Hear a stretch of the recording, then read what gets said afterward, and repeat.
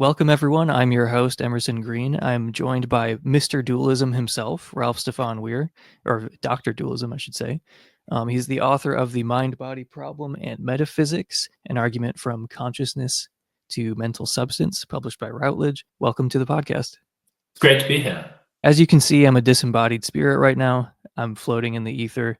I have finally achieved my final true form as a disembodied mind, but I'm appearing physically to you to make you feel more comfortable. So I hope you appreciate that. That's really great. I was saying before we started that I've only listened to you on audio before, and I had no idea how cool it is if you can see it for real. So those listening on audio, you should really get up the video version of this. Unfortunately, I'm just in a stupid house like you. For longtime viewers, I'm in my little sister's bedroom, and I don't want to be associated with the stuff that's in her room. So anyway, I wanted to ask you about whether you've ever not been a substance dualist. Like, have you always had these views, or did you go through like a physicalist phase or an idealist phase or what have you? Yeah, so I was definitely a kind of unreflective materialist at one point. I remember the first time I remember thinking about the mind-body problem. I was a teenager drinking beer at a friend's house, and the topic got onto like animal welfare. And I remember my friend saying, "A dog doesn't have a soul," and I thought to myself at the time, oh, you know, how naive to suppose there's such a thing as a soul, like that it's got anything to do with that. And then I didn't think about it again until I guess I got to university. So I had no prior commitment about the issue at that time. And it was only really when I got to studying the philosophy of mind as an undergraduate that I came away with a somewhat misleading impression.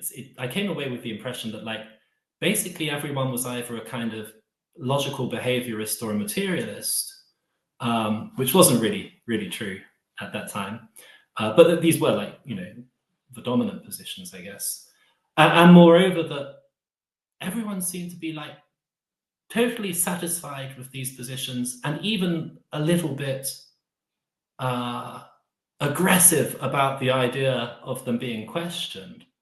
So it kind of seemed to me like it was as though there was a kind of tacit agreement that we're going to pretend these positions are considerably more satisfactory than they are. But even then, I just felt kind of nonplussed by that particular class.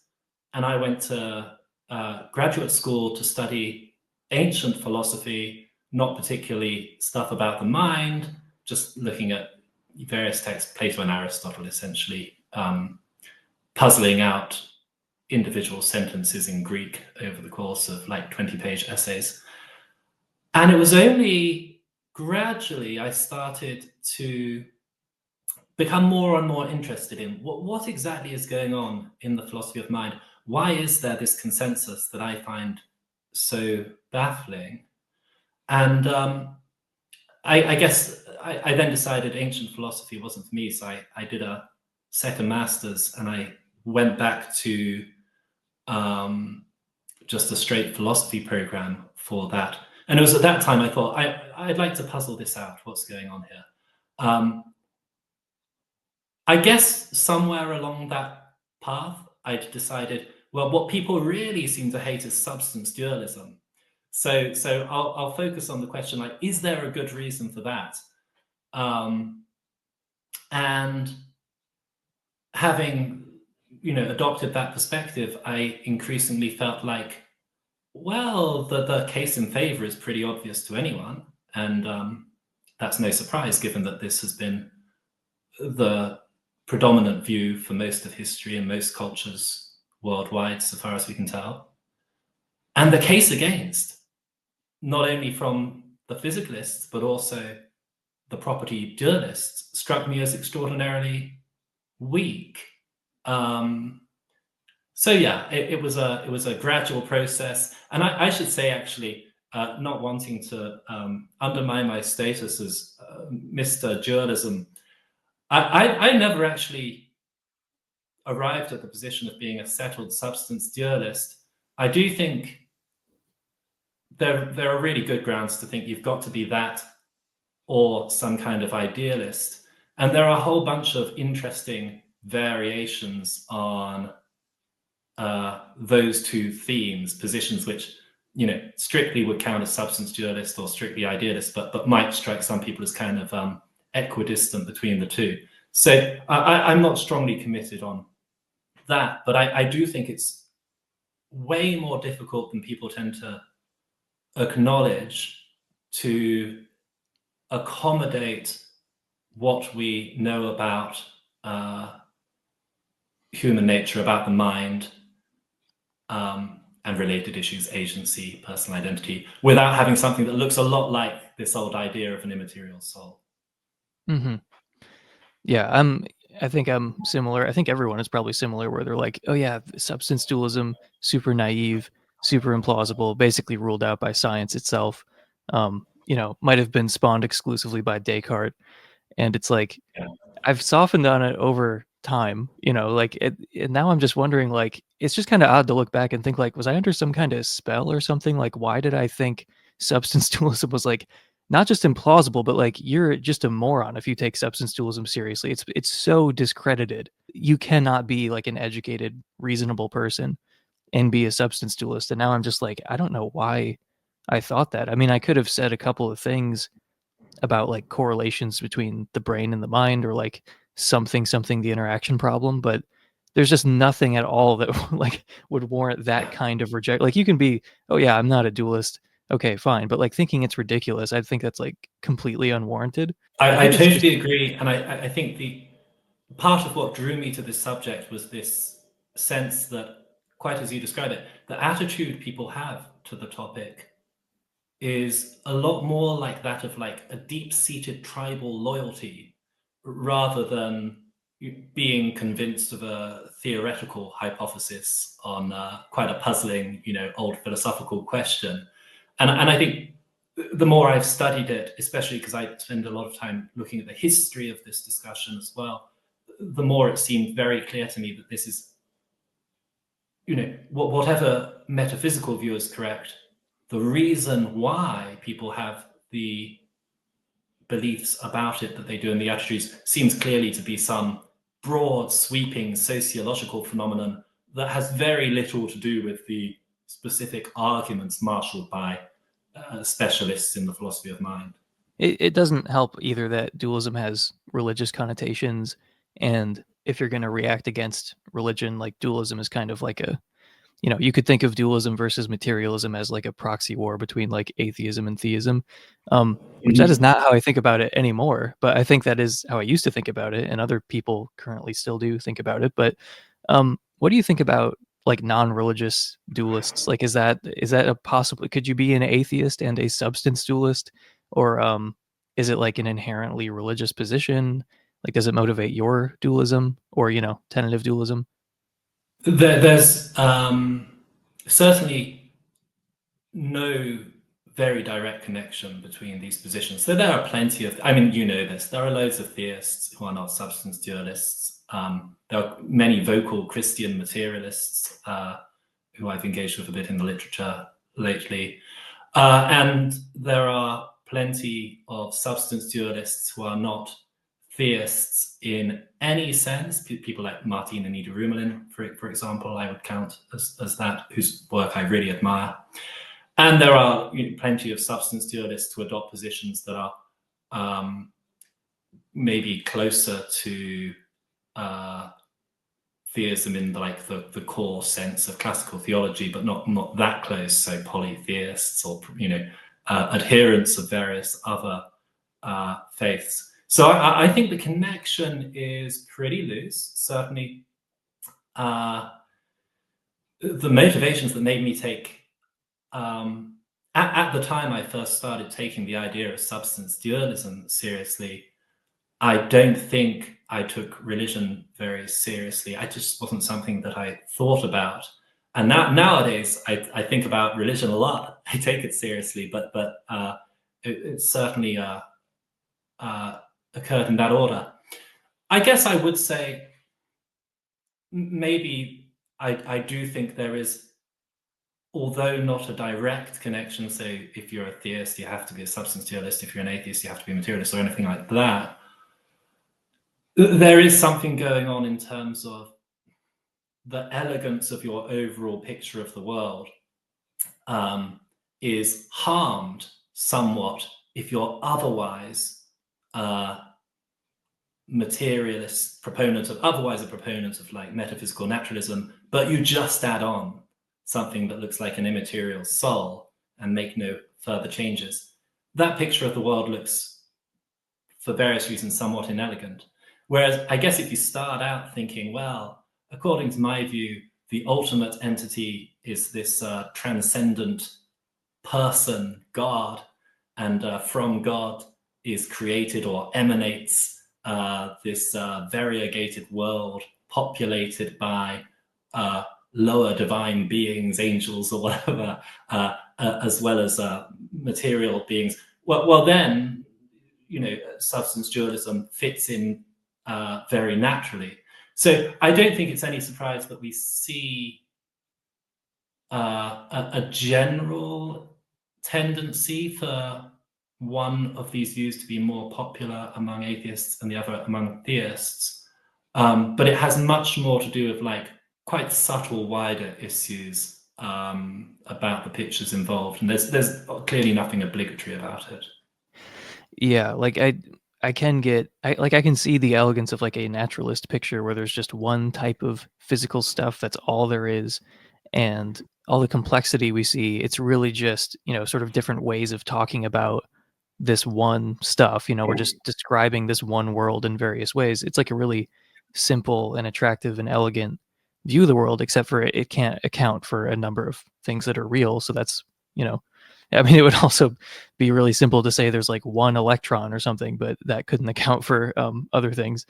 Absolutely. Yeah. Yeah, but I guess I want atheists and agnostics to be more open-minded to substance dualism, and also, like, if you're a Christian who really emphasizes the importance of the physical resurrection, you know, I don't know if that like if that fits really neatly with substance dualism, Mhm. because I mean I think a lot of like lay Christians are thinking of the afterlife as a place you go to immediately when you die, and you know you're in heaven or hell or purgatory or something, and your body is there, it's decaying, and your spirit or soul is, you know, in some kind of afterlife realm like pretty much immediately.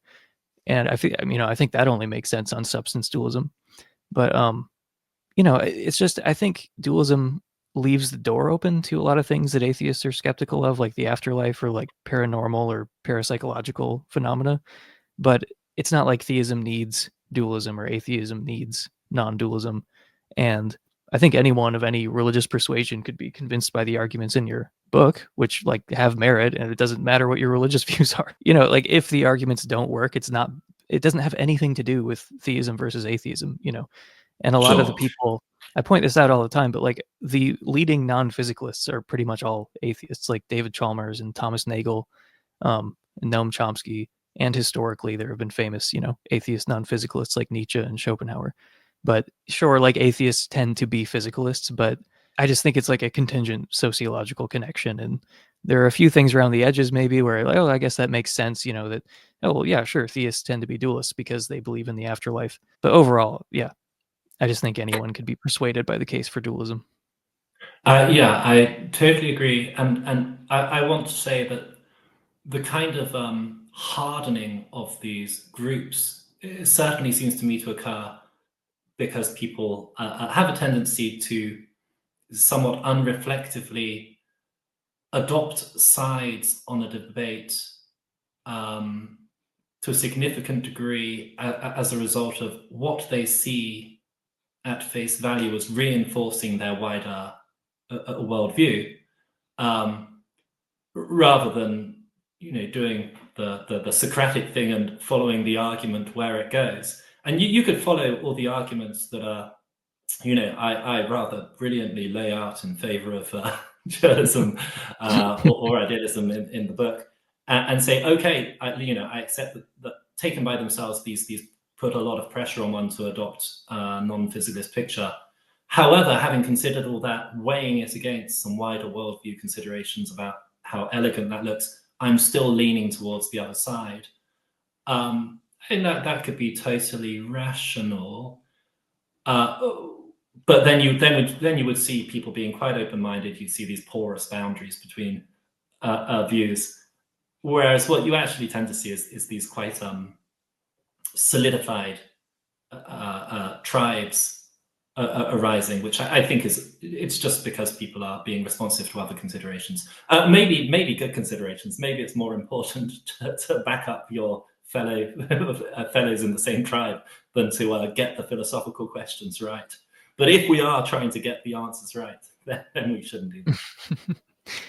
And I mean, I do feel like the I don't know, whatever spell I was referring to earlier that a lot of people seem to be under, it does feel like it's lifting a little bit. Like, I don't know if that's just my perception, but I don't sense the same like animosity towards substance dualism, like to the same degree. Like, I don't know if that's just me, but it feels like people are, I don't know, realizing that some of the reasons against dualism are not strong at all. At least in my personal experience, it seems like that's starting to happen. But in any case, I just wanted to say that the religious motivations for dualism do not exhaust the motivations for dualism. But speaking of the religious stuff and the afterlife and whatnot, there's all this interesting stuff about like the history of philosophy in your book and like of like human culture, like what have people in other times and places believed with regard to the mind body problem. And unfortunately, we're mostly not talking about that today. But this one thing I did want to bring up though is just there are all these cultures that like we can verify they believed in the afterlife or something like that, or like maybe ancestor spirits or something approximating that. And there's this tendency to act as if substance dualism is like a particularly Western aberration. Oh, if it weren't for Descartes, like everyone would be these very enlightened, monists of one kind or another. And it's just like there's almost no evidence that that would be true. But anyway, it seems like you hear a lot of stuff about like, oh well, in Eastern cultures, they're more monistic. Oh, the ancient people, they were more one with nature or something. They weren't these like misguided dualists. But it seems like one way you can argue against that is by pointing out that, we have all this evidence from psychology that people seem to be intuitive dualists, first of all, and also just this stuff from anthropology and history that a lot of them seem to believe in an afterlife, or like I said, some involvement of ancestor spirits in it. It's like, how would you explain that other than they believe that the mind can exist independently of the body? Yeah. This is one of the reasons I have for seeing this as like this big, sociological movement in our intellectual culture that has made people, that has given people this odd, as you describe it, a kind of bewitchment about dualism, that they have to fight it on all fronts. And one way people do that is by trying to make it out to be a Cartesian idiosyncrasy, something that happened in Western culture at a particular time. And fortunately, we've realized the mistake now, or some of us have. Whereas, as you say, well, this requires people to adopt massively tendentious interpretations of, say, the Chinese classics, or of indigenous African philosophical traditions. And people will do so. And again, you'll have a belief system which involves a commitment to the idea that a person survives in an invisible form after bodily death. And if you put that forward in the context of contemporary philosophy of mind, saying, I think this can happen, everyone immediately is aware that you're defending some kind of dualism. They know how to categorize that.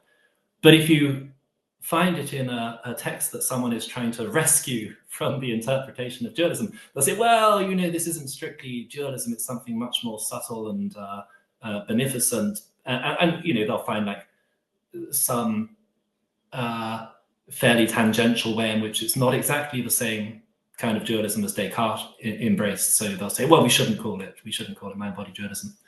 That seems hugely inconsistent. And I don't know, I find it kind of good fun looking at how this occurs. I have to try to not be too mean to the scholars I'm reading, because I think like in other ways this is really great stuff they're doing, but it looks to me like this massive blind spot. in their work.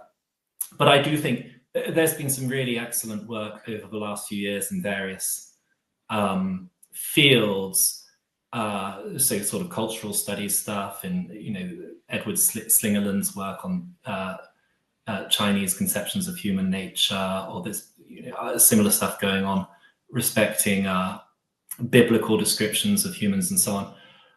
And it does seem to me to have really converged with the empirical psychological evidence that a kind of what looks roughly like a kind of substance dualism appears to be a default human way of understanding ourselves.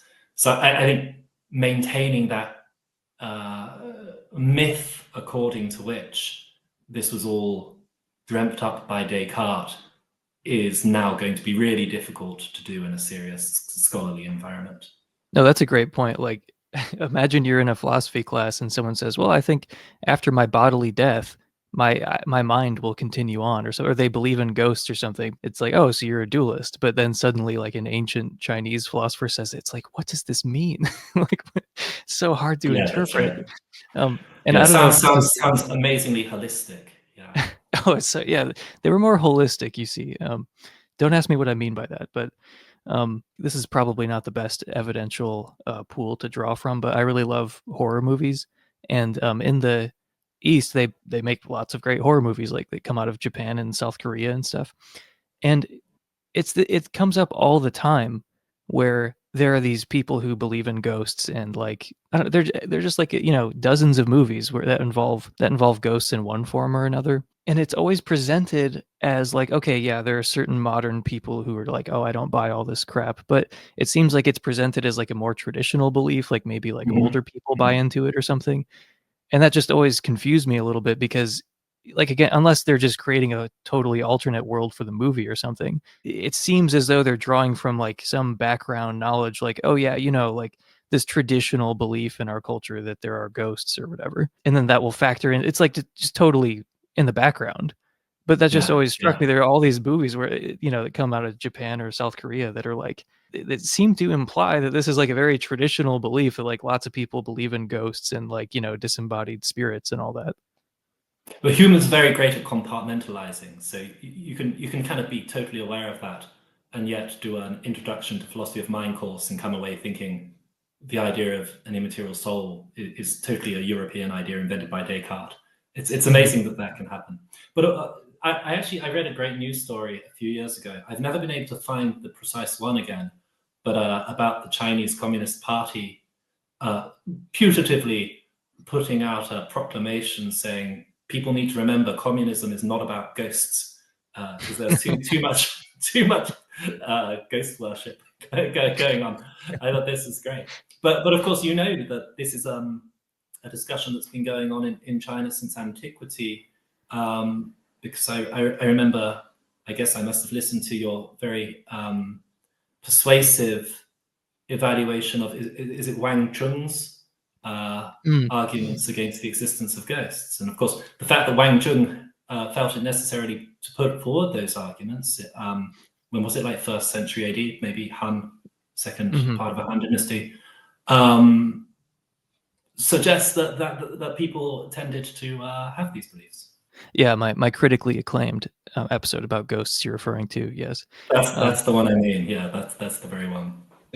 That one upset a lot of people. I think it was kind of a departure because I usually don't defend substance dualism, so it's like all of a sudden I'm like, yeah, these arguments against ghosts are really bad. And we can talk about this later, but I did want to mention at some point like the parapsychological evidence for dualism that some people want to cite. It seems like totally outside the realm of analytic philosophy, but if you're gonna, I don't know, understand why some people believe in dualism, you're gonna have to bring in some of this stuff. Like people, do have very unusual experiences that they interpret in that way, as interacting with a disembodied mind. And if any of them are credible, then that does seem to be evidence for substance dualism. But we can come back to that later.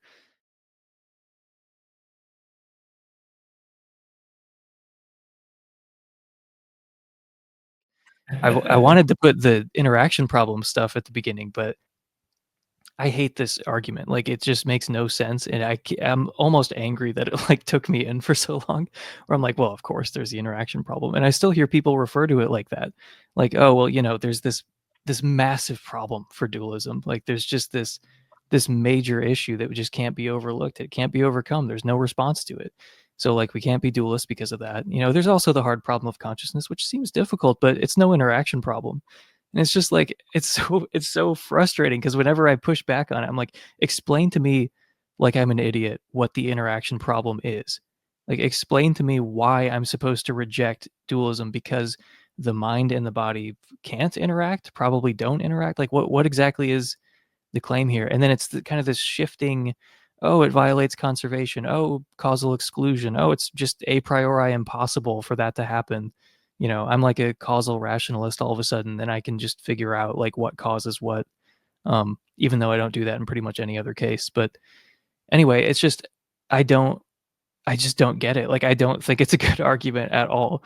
But let's do our best to settle the question once and for all, whether there's some kind of devastating interaction problem for dualism. So can you set it up for us, like what exactly is the interaction problem as you understand it? Yeah, absolutely. And actually, I should say one landmark event I now remember in my interest in mind-body dualism was as an undergraduate student. I was in a class where the lecturer was talking about, I guess, Cartesian dualism, and he said to the class, "Can anyone think of an objection to this problem?" And waited in deadly silence for a minute, and then he said, "Well, look, the problem is, how would they interact? They can't interact." And I thought about it for a moment, and I raised my hand and said, "Well, why shouldn't they?" And we had this brief sort of back and forth, where I guess I must have come across it before or something, I forget now, but where I was pressing this point, well, I don't see the reason why they can't react just because they're different kinds of thing, different kinds of particle interact with each other. What are the presuppositions here? So yeah, this has been important actually in sort of my thinking about this. The interaction problem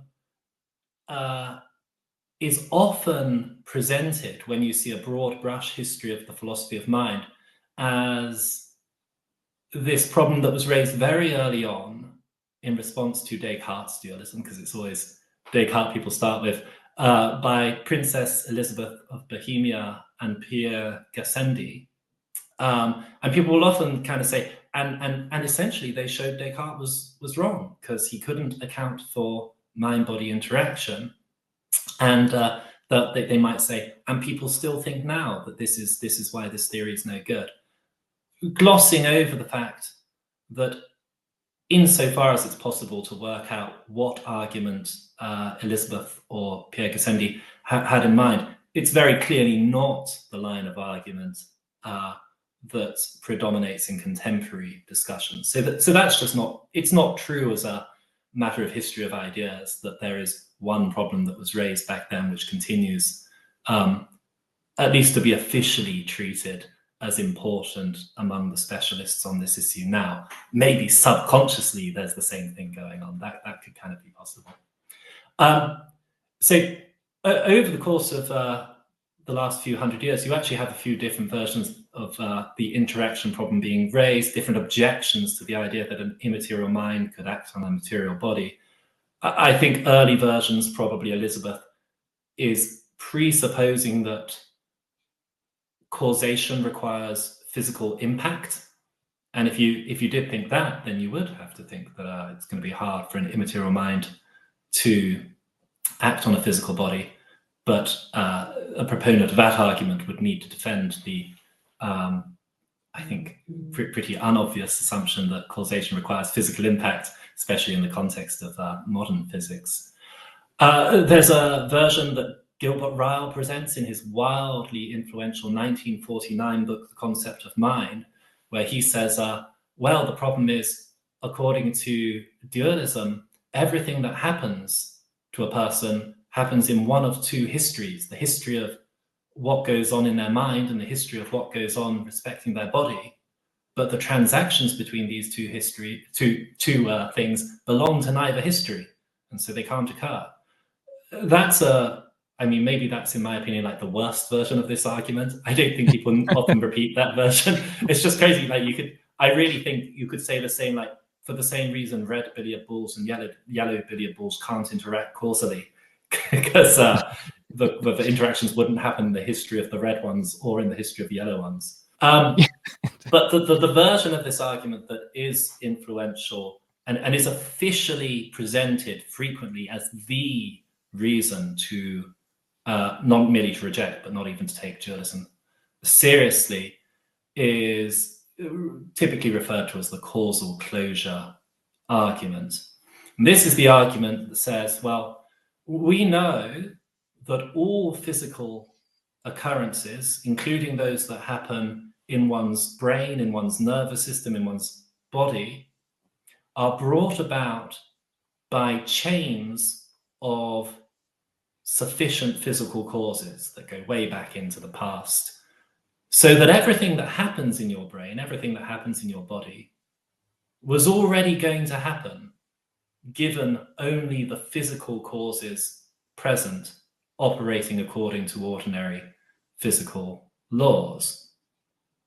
That's kind of premise one. Everything that happens in the physical world brought about by chains of physical causes.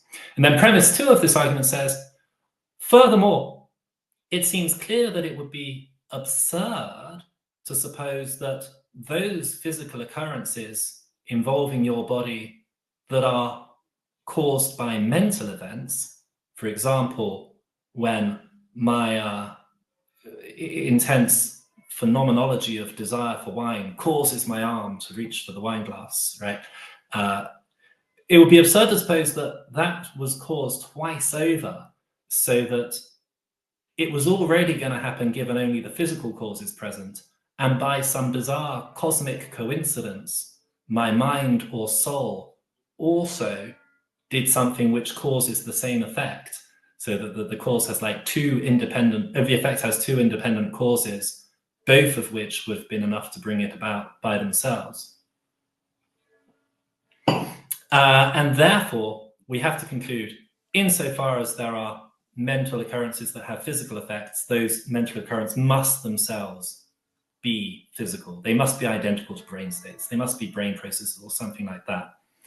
Now, and the context of the argument is, its proponents assume that we're all going to accept that some mental events really do have physical effects, that my phenomenological desire for the wine really does cause me to reach for it. And so they draw the conclusion, well, at least some of these mental events, some of these conscious experiences must somehow be the same thing as brain states. And therefore, there's no reason to suppose that the mental world in general is not somehow wholly physical. That's the causal closure argument in summary. And there are two ways you could respond to it. A lot of the literature on this argument has focused on responding to that second premise, to the idea that it would be absurd to suppose that the physical effects that we usually suppose to have mental causes are somehow by coincidence caused twice over. So some people will say, E.J. Lowe has said, well, maybe this is fine. Maybe, what does it mean for there to be a coincidence in the laws of nature? Others have said, well, maybe this assumption that some mental occurrences have physical effects is just a mistake, and we should be dualists, but we should be non-interactionist dualists who see the mind's activity as epiphenomenal. It's caused by the physical, but it doesn't have physical effects. Or maybe there's a pre-established harmony, as Leibniz suggested Descartes should have supposed. I don't actually think attacking that second premise is either viable or necessary, because my opinion is that this first premise, this idea that we know that all physical effects are brought about by chains of sufficient physical causes, it is just something people have made up, and we would need good evidence that that's the case. So that's my big view, and maybe we can go into some detail. But I don't know. Does that cohere with your take on this problem? Yeah, no, it's about the same. It's like premise one, interactionism is false. It's like, okay, well, I think this argument might be question begging. And they're like, no, I don't see what you mean by that. But yeah, it's like we don't know why, the things that happen in the brain, like you can just say, well, I think that someday this will all be reduced to, microphysical forces. Like this will all be reducible to, the four fundamental forces or something like that. Like just we can give a physical explanation for everything that happens in the brain. There's just nothing left for the soul to do. It's like, okay, are we near that point right now? Like, do you have any kind of reduction? Like, has anyone actually reduced brain activity to like more fundamental physical activity such that we can predict what the brain should be doing if there is only physical influences and no non-physical influences? It's like, no, absolutely not. We are not within 100 million miles of being able to do that. Like, and I think it's worth pointing out here that, like, because this matters to some people, I don't think it should, but they think that they have some kind of weird naive like philosophy of science where like falsifiability is really, really important. And it's like this is a prediction of dualism, okay? Of interactionist dualism. Like the for instance, like the predictions of the core theory are not going to pan out in brains. Like the thing that you would Mm-hmm. expect to happen, like the way that electrons should behave, just according to the core theory and nothing else, that is not how they will behave in brains. That is a concrete, falsifiable prediction of interactionist substance dualism. It's not dualist's fault that it's hard to test that. Like it's, you know, Yeah. but anyway, we absolutely don't know that everything, like every physical event has a completely sufficient physical cause. And further, the only place that dualists think that this would be happening anyway is in like human brains and body, or just in brains and bodies or something. So sometimes you hear a really lame like inductive argument that like we shouldn't expect anything, like any non-physical influences in the brain, because like I don't know, when you look at a rock or something, there's no non-physical influences, or when you look in a particle collider, it all behaves according to the laws of physics. If I'm trying to be as like objective as I can, it's like, okay, sure. I guess maybe this like marginally raises the probability, but I think you give this example in the book, or maybe it was in a paper I read, of like you're looking in train cars and you're like going along like, oh, that one's empty, walk down to another one, that one's empty. And it's like, well, then all the rest of these are empty because I've checked like a few of them. So inductively, I should suppose that these are all empty. It's like that is a bad argument. There might be people in one of the, yeah. Anyway, it's just it's a very, very So bad argument. what I want to say about this is, yeah, there are two ways that people try to defend that premise, if they try to at all, which they certainly don't always do. And one way is by appealing to what we know about the mechanics of inanimate matter outside of the nervous system. And then the other way is by appealing to what we putatively know about the mechanics of the matter inside the nervous system. Two ways of backing up that premise. And I think neither of these is at all persuasive. I mean, they're worse than not persuasive, they're laughable. Although put forward by people who are otherwise, typically very brilliant. Yeah. Yeah, that's what's so So, weird about so it. the first of these I want to say is, this is an example of what's known as the streetlight effect or the streetlight fallacy. So the joke is a policeman encounters a drunk searching around under a street lamp. And when I was first told this, I was in Cambridge and the drunk was Wittgenstein, but I don't think that's original to a joke. But he asks what he's doing, and the drunk says, "Oh, I'm looking for my keys." So the policeman starts looking with him. And after half an hour, he says, "Are you sure this is where you dropped your keys, sir?" And the drunk replies, No, I dropped them over there, but it's too dark to search over there." Now, what that illustrates is that if you have independent reason to think a phenomenon will occur in one place, in place A, but not in place B, then to gather evidence as to whether it exists or not, you've got to look in place A and not in place B. Essentially, that's what it boils down to. So whenever people try to back up the causal closure principle, this idea that all physical effects are brought about by chains of sufficient physical causes, by appealing to what we know about the mechanics of inanimate matter, it seems to me they're very clearly guilty of the streetlight fallacy. Dualism does not predict that the particles in the Large Hadron Collider are not going to behave in accordance with the standard theory. On the contrary, it predicts they probably will, right? Now, I don't want to go too hard on people who adopt this line of argument, because I think it is right that if you are antecedently committed to a wider philosophical methodology, a wider philosophical starting point of the right sort, you might then be rational in drawing the inductive inference from inanimate matter to animate matter. So, for example, suppose you're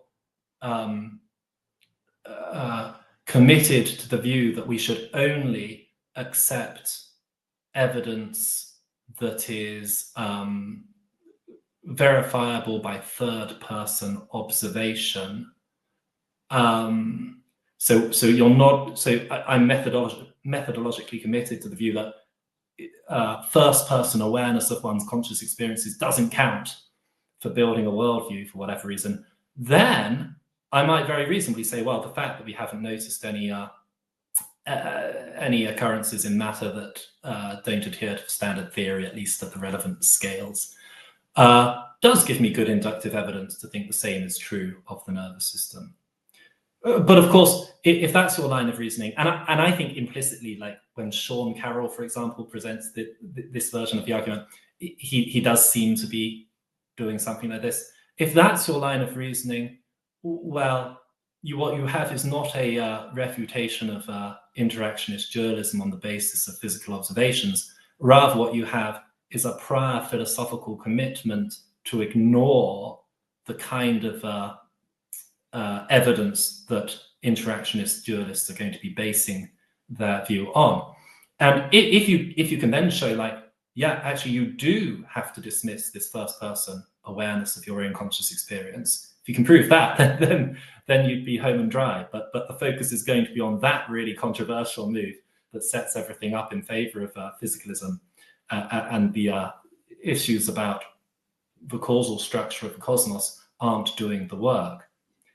There is a different way of trying to support this argument, though, which doesn't base it on what's going on in inanimate matter. And I actually think, like, physicalists who are specialists on the mind-body stuff tend to be well aware, tend to be willing to acknowledge that physics, insofar as it's based on observation of inanimate matter under heavily controlled conditions, isn't going to, or idealizations of animate matter like spherical cows, isn't going to give us the evidence we need. And the most cited work, I think, on this is surely that by David Papineau, who I really like his work on this for a number of reasons. One is that Papineau is very open about his own thought process, and he states that he had taken it for granted that, of course, causal closure is something we know because of physics. He had personally arrived at that, the conclusion that this is a good reason to be a materialist on the basis of that assumption. However, after puzzling over it for a long time, he came to the conclusion that no, the evidence from physics isn't going to do this. Sure, interactionist dualism predicts that there are going to be events in the nervous system, in the brain, that you wouldn't expect on the basis of the physical laws governing inanimate matter alone. You would expect things to happen that aren't predicted by the four fundamental physical forces. But it's then an empirical matter whether that occurs or not. And Papineau, very, very much to his credit, is totally open about that. What I find interesting here is, though, physicalists who have read up on this stuff, very frequently will refer to Papineau's exposition of the causal closure argument as the gold standard version, which is kind of deserved on the grounds I've just outlined. However, Papineau continues to endorse the argument strongly. He says that we need to endorse it, we ought to endorse it on the basis of the biological evidence. And so when I was first thinking about this, I really wanted to know, well, what exactly is this biological evidence? And the funny thing is, there are really 3 papers, or 2 papers in 1 chapter, I think, where Papineau presents all this material. And 90% of it is actually focused on explaining why the evidence from physics, including concerning conservation of energy, and so on, isn't going to give us good grounds to accept the causal closure principle when it comes to the nervous systems of animate beings. And only very, very briefly does he explain why he thinks the biological evidence does support that principle. In fact, really, he gives some sort of broad context about the progress of biology. He talks about Darwin, DNA, that kind of stuff. But you really just get this one sentence where Papineau then says, well, it was really in the 1950s and 1960s that it's something like biologists, they mapped the neuronal network of the nervous system and measured the electrical activity of the brain.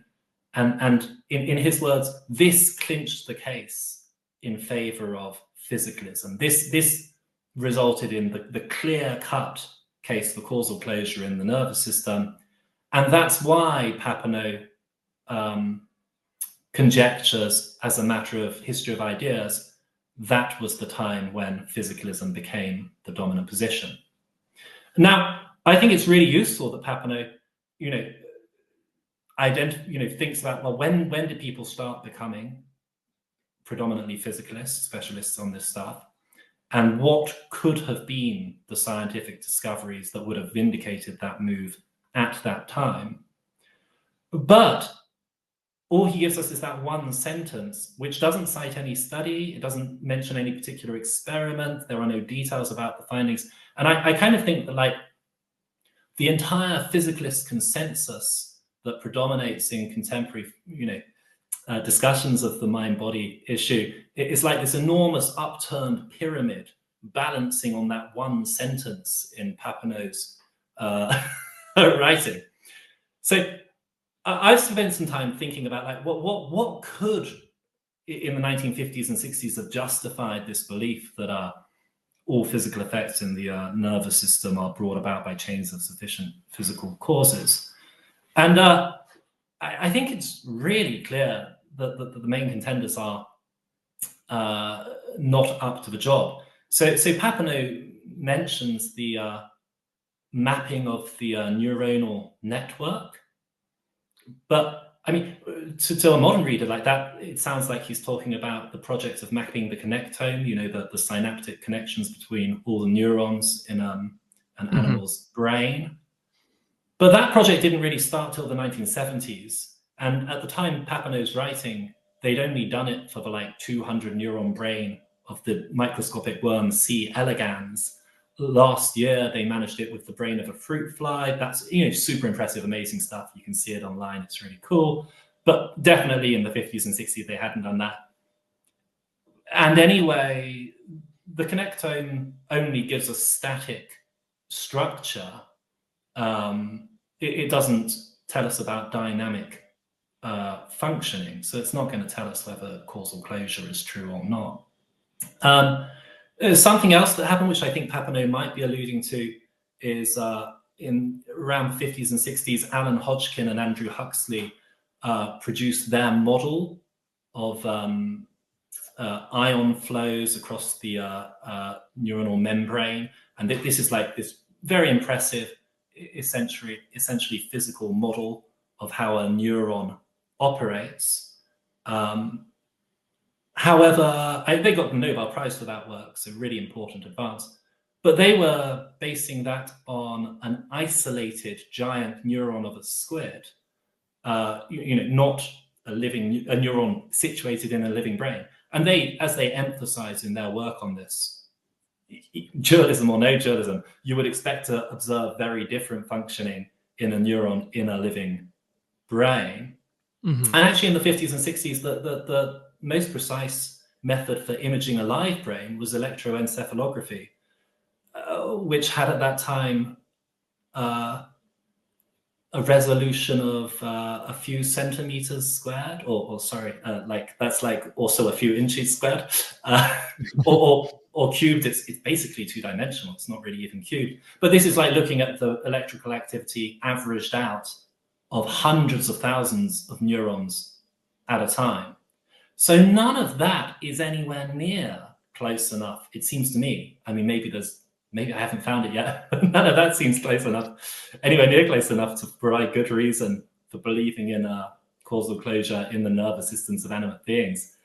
And you know, there's this further problem that actually it's not really true that the immaterial mind or soul was rejected towards the end of the 50s and 60s. Already the core, the major shift happened by or at the point of Ryle's 1949, the concept of mind. So I don't know. I could say more about this. Like I tried looking up like what were the views of the leading neuroscientists at this time on the mind-body problem. And the funny thing is, like, if you look at those who map the nervous system in the first half of the 20th century, you get like Charles Sherrington and Wilder Penfield are the only ones who had outspoken views on this issue, and they're notoriously sympathetic to dualism. The Nobel Prize winners in neuroscience in the 50s and 60s, there's only about 8 of them, 4 Nobel Prizes between 8, I think. The only one with whose views on the mind-body problem I could find is John Eccles, again, notoriously sympathetic to dualism. So I think Papineau's, done a service in putting forward this historical story as the most plausible story which would be needed to vindicate the physicalist consensus. But so far as I can tell, what it actually gives us is a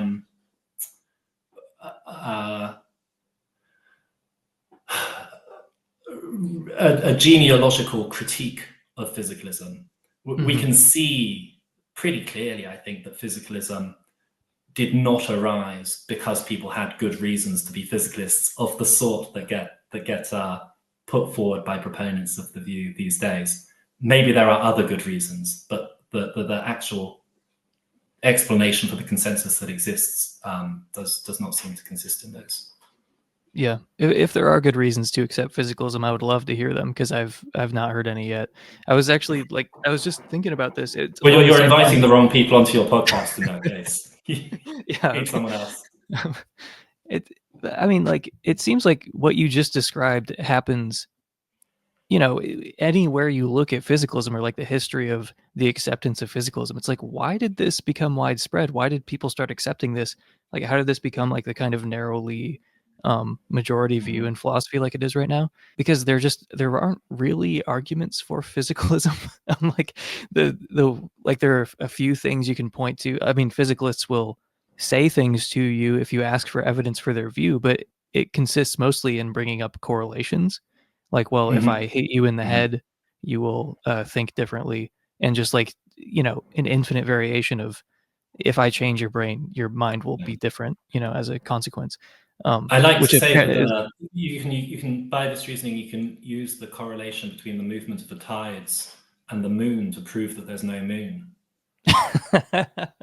That's a great point. Yeah, actually, there is no moon now that I think about it. Or the moon and the tides are identical. They're the same thing. That's the other option. Yeah, it's like heat and kinetic motion. Like this is just standard science. The moon and the tides are the same thing. That's right. Yeah, it's just so weird because it seems like the causal interpretation is just as legitimate, like, philosophically, scientifically, whatever. Like if you're going to look at all these correlations and say, oh, evidence for physicalism, it's like, well, strictly speaking, I think it's evidence for monism, which physicalism is not the only variety, but it's not as if dualists predict that you can do anything to the body and then nothing will happen to the mind. Like when has that ever been a part of the dualist view? Like it's not like some kind of ad hoc addition, same thing with the strong emergence stuff you were mentioning. It's like it's never been a part of the dualist view that you should expect microphysical systems to behave differently when they're like not a part of a brain or something. But yeah, it just seems like perfectly legitimate to say well, maybe there's some kind of causal relationship between the mind and the brain, and the brain and the mind. And that's why there are correlations. And you might say, oh, well, that's too complex. It's not the simpler explanation. First of all, like you said, there are kind of other cases in nature where you can point to A and B being connected in some way, and it would seem totally ridiculous to say that they're identical. And you might think this is one of those cases because mind and body don't seem like the same thing, first of all, and you have to do a lot of philosophical heavy lifting to even make it possible that they even could be the same thing. And I don't Yeah, know. the problem is that it's logically incoherent that they should be the same thing. That's That's another the problem. difficulty with that. Yeah. But anyway, the reasons to be a physicalist are like very, very few and far between. It's actually interesting how little there is going for it, and how much there is going against it. Add just two things to that. One thing I think is worth adding is that this idea of causal closure that people seem so ready to accept, throwing out of the window any demand for like detailed empirical evidence of the kind that they would presumably adhere to in other contexts. That idea is not new, right? Pierre-Simon Laplace was insisting that we know that all physical effects are brought about by sufficient chains of physical causes back in I think 1814, and Leibniz was saying the same thing back in around 1714, 100 years before. And we have pretty good evidence that Democritus was saying the same thing back in 550 BC. So I think we've got good evidence that this is something people are pretty good at arguing themselves into believing in, when we all agree they do not have good empirical evidence for it. And so there's a pretty plausible case of thinking that might be what contemporary proponents of this view have done. I also just wanted to add that you said you thought the causal closure arguments question begging, and that often irritates its proponents, who will say, no, it's not question begging because the causal closure principle is consistent with dualism. It could be the case that non-interactionist dualism is true, or it could be the case that interactionist dualism is true, but that there's this coincidence whereby the mind always causes effects that were going to happen anyway, given what's going on in the body. And I think what one should acknowledge, there is a sense in which that's right, that it's not strictly question begging. At the same time, I think that there is a deeper sense in which it is question begging. And that's because I think an argument is question begging where your grounds for accepting one of the premises include either the conclusion, your acceptance of the conclusion, or your acceptance of something that independently motivates that conclusion.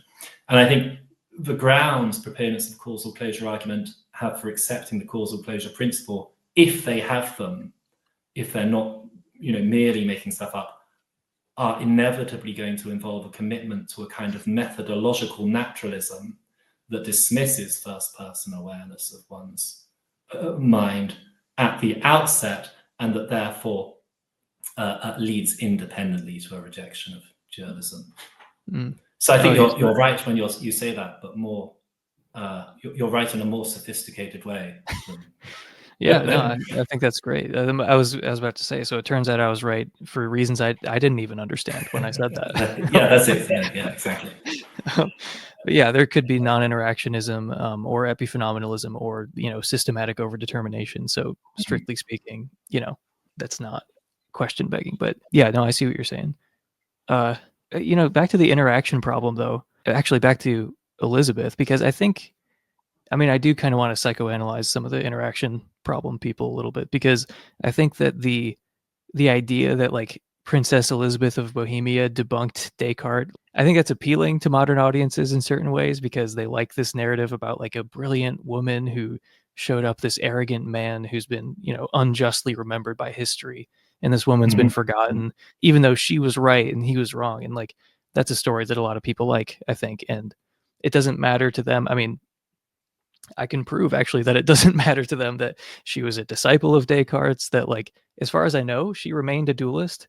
She didn't like reject dualism on this basis, as far as I know. I could be wrong, but I don't think she became a materialist after writing those letters.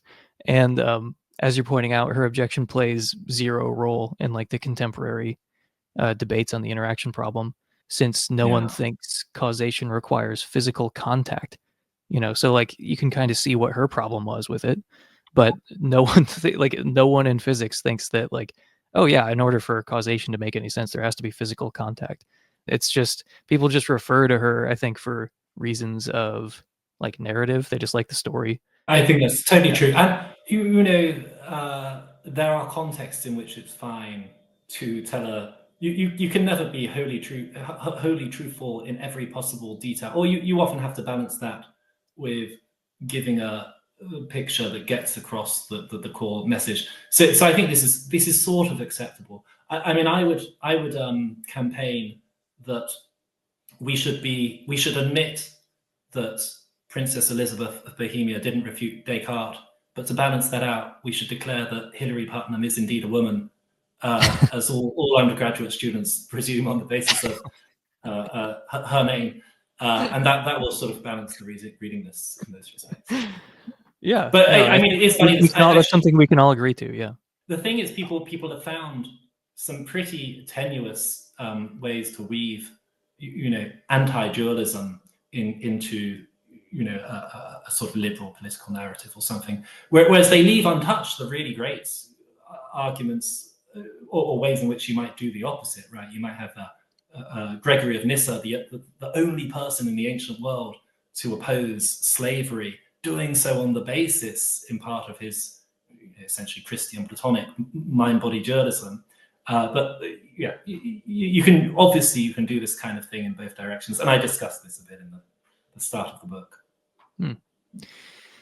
Yeah, Saint Gregory of Nyssa. I wonder what else he was right about.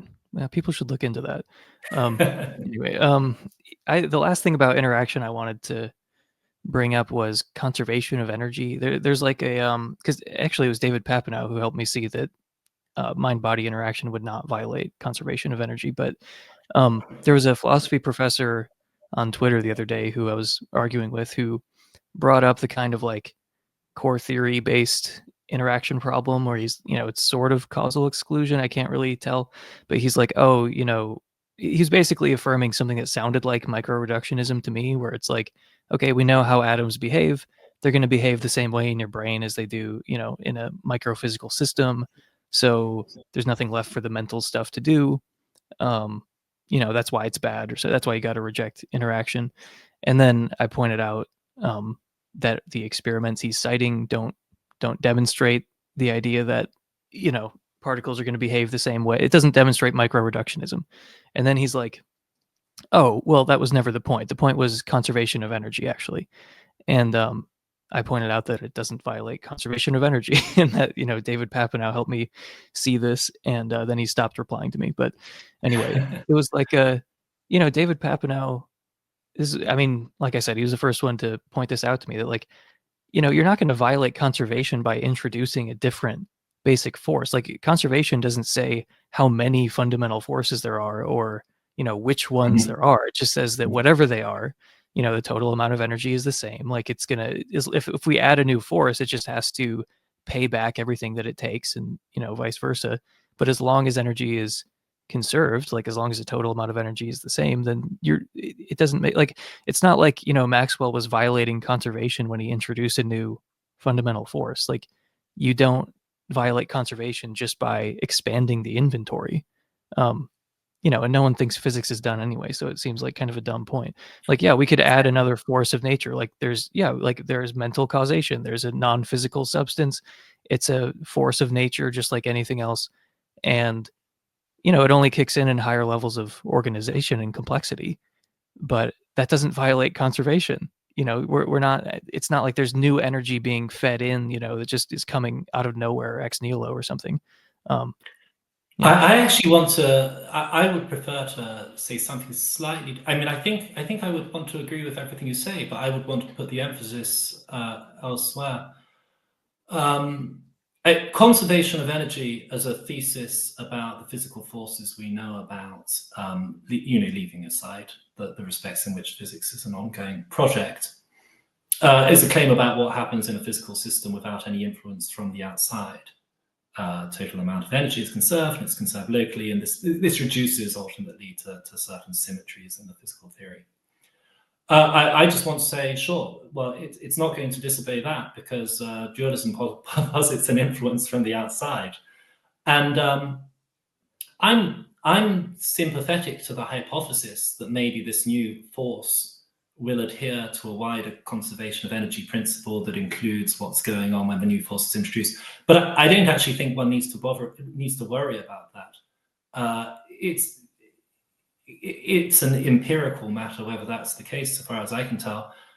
We could make observations that back up the hypothesis that actually souls are energy sinks. Energy goes in, but so far as we can tell, it doesn't always get paid back. Fine. If our observations suggest that would be totally, there's no logical contradiction in that hypothesis. We could make observations that seem to suggest that souls are energy seams, and that they're actually releasing new energy into the world. Again, it seems to me pretty clear that we could make observations which would make that the most elegant hypothesis once we balanced out the various systems of physical or psychophysical laws we could posit. And this is just an empirical matter. And one shouldn't allow someone to cow one with the idea, well, no, conservation of energy, wave it like a magic wand, as if it can refute claims about parts of reality that we haven't made the relevant observations about. And I would want to name check here the really excellent work by Brian Pitts, who's a trained philosopher and physicist, who's written about this in real detail, going into the mathematics. I mean, far more deeply into the mathematics than proponents of the causal closure argument tend to go, looking into this issue. And he even presents a toy model of how you might have an additional force acting in a way that would violate conservation of energy, but in a way that's non-contradictory. It's an empirical matter whether it ever happens or not. And actually, he's worked a bit with another guy, Alain Christophe Coucou, who's done some great work on this too, looking more at the biological side. Coucou has this a really interesting paper just saying, well, if from an uncommitted view you look at what's going on in the brain, would you come away saying we can explain everything that goes on here? And he says, actually, no. The initial surges of activity that occur at the start of free action look pretty weird. It's not clear how they come about. So he goes through some theories of how they might. I mean, I think there's loads more work to be done on that, but it's throwing down a gauntlet in a way that I think it has the boldness that we're going to need if we're going to make progress on these issues. Mm-hmm. Yeah, I think people make a lot of assumptions about what neuroscience looks like and like what's actually been shown or what's actually been done. But yeah, it's a lot more ambiguous. Even it could even come to vindicate substance dualism, not just like be consistent with it. But I think that's Coucou's idea. The paper's called "Turning the Tables" or something, or one of them is. Yeah. Yeah, unfortunate name for arguing for something like that, but yeah.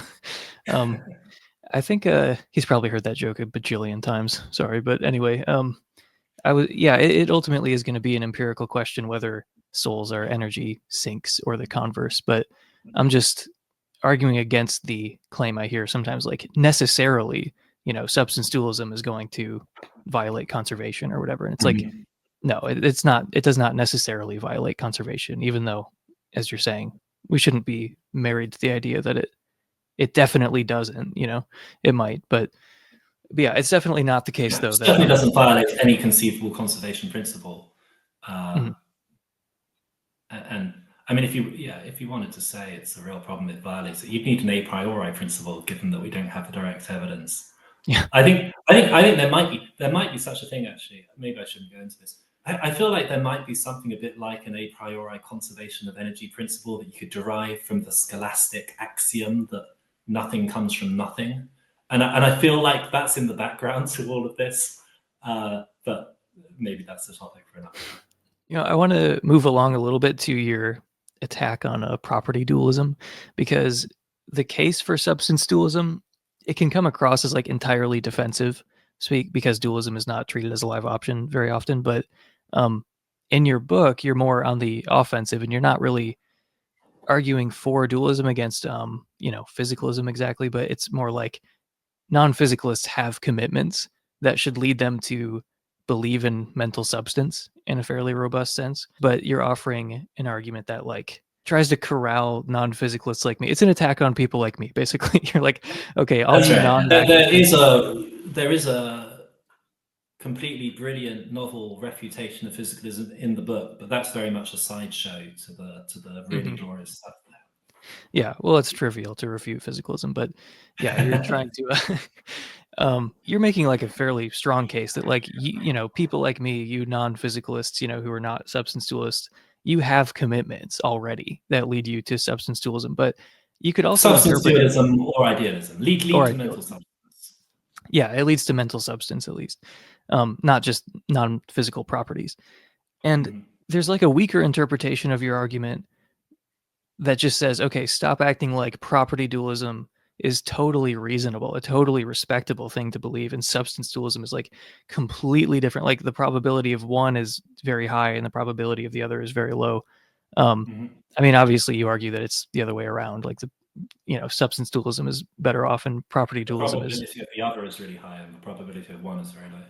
Yeah. But if you were a reasonable centrist, such as myself, you might just interpret these arguments as like, okay, stop putting this enormous gap like between these two positions, because it's not like one is crazy and the other one is totally reasonable. Or if it is the case that one's crazy and one's totally reasonable, it's not the one that you think it is. Anyway, so I think some physicalists actually could agree with the case in the book, because it's like the kind of thing that's, again, it's directed at people who don't believe in mental substance but still kind of accept the zombie argument or something. Like you accept all these non-physicalist arguments, and yet you don't believe in mental substance, or you think it's like ridiculous to be a substance dualist. So a physicalist could look at this and say, yeah, you have commitments that should lead you to believe in mental substance. Maybe you should be a dualist. Yeah. When I say some of the content is from my PhD, and I did pitch it originally as this is just something that you can accept if you're a physicalist or a substance dualist or idealist. Equally, it's just saying these middle ground positions, attractive as they are, because it's always attractive to think that, well, the middle ground's probably got the best of both worlds. It's the moderate opinion to take, are actually incoherent. They fall one way or the other, but it could be either way. And then when I was writing up the book, I thought, no, I'm going to make it clear what I really think about this. Yeah, I mean, it kind of reminds me a little bit of people who will try to argue like, oh, physicalists, they should all be illusionists. And part of it is like non-physicalists like to argue this way because they want to, put the burden on the physicalist, because illusionism is seen as implausible. So I could see a physicalist being like, yeah, oh, substance dualism is implausible, but you have to be. But the thing is, I feel like the that's actual a great lesson, parallel. I just feel like the actual lesson is that substance dualism is not implausible. Like that's the lesson you should actually take from this kind of thing. But yeah, the idea that, oh, I'm merely a humble property dualist. Like you said, there's this attraction to being, I don't know, finding a middle way, as Philip Goff likes to say. But I was reminded recently that, so I was 5 years old when Y2K happened, and I remember specifically thinking, okay, I don't think the world is going to end like some people are saying, but I do think but I do think something halfway between nothing extraordinary and the world ending is presumably going to happen. Yeah, something is going to happen though, for sure. And it's like, it's good to recognize, I think there's this psychological tendency in some people, and I think I might be one of them, to like try to reconcile or like try to like find out how people are both right, and like, you know, that's not always going to get you closer to truth. But yeah, I think this is something that maybe I'm prone to, like I trying to told see how. the sadly deceased, really wonderful philosopher David Erford about what I was working on. I can't remember. Maybe I was still doing the PhD. And he said he did his PhD, or his DPhil rather, with Timothy Williamson, the Wickham Professor of Logic over at the University of Oxford. And he said, "Oh, that's great. Timothy always says to me, whenever you look at a philosophical view, find the middle ground position, because it's always incoherent. It's always, the attraction of it is always nothing to do with the actual arguments. It's just people want to be in the middle." Yeah. It's often like the worst of both worlds. Like sometimes you do get this thing that Chalmers will say, like about panpsychism or something, like, oh, it's the virtues of both and the vices of neither. But more often than not, it's like the vices of both and the virtues of neither when you try to find some kind of middle ground. But yeah, so okay, so let's talk about the argument a little bit. So the starting point for our purposes is just like, okay, you're a non-physicalist of some sort, but you're not a substance dualist. You're a, you know, like an epiphenomenal property dualist, or, you know, a regular property dualist, or like a Russellian panpsychist or something like that. Which, by the way, can we pause for a moment and like why do you think Russellian monism should be considered a form of property dualism? Because I know Philip Goff is he doesn't want you to think of it that way. He's like, no, it's not like there are the physical properties on the one hand and the mental properties on the other. It's like these physical properties, like mass, spin, and charge, they just are forms of consciousness, sort of viewed from the outside, as it were. Yeah. So this is a really interesting point, and I corresponded with Philip about this when I was a PhD student, and I should say he's absolutely one of my favorite contemporary thinkers. I think he's done really utterly brilliant work, even though I think he's completely wrong about some of his conclusions.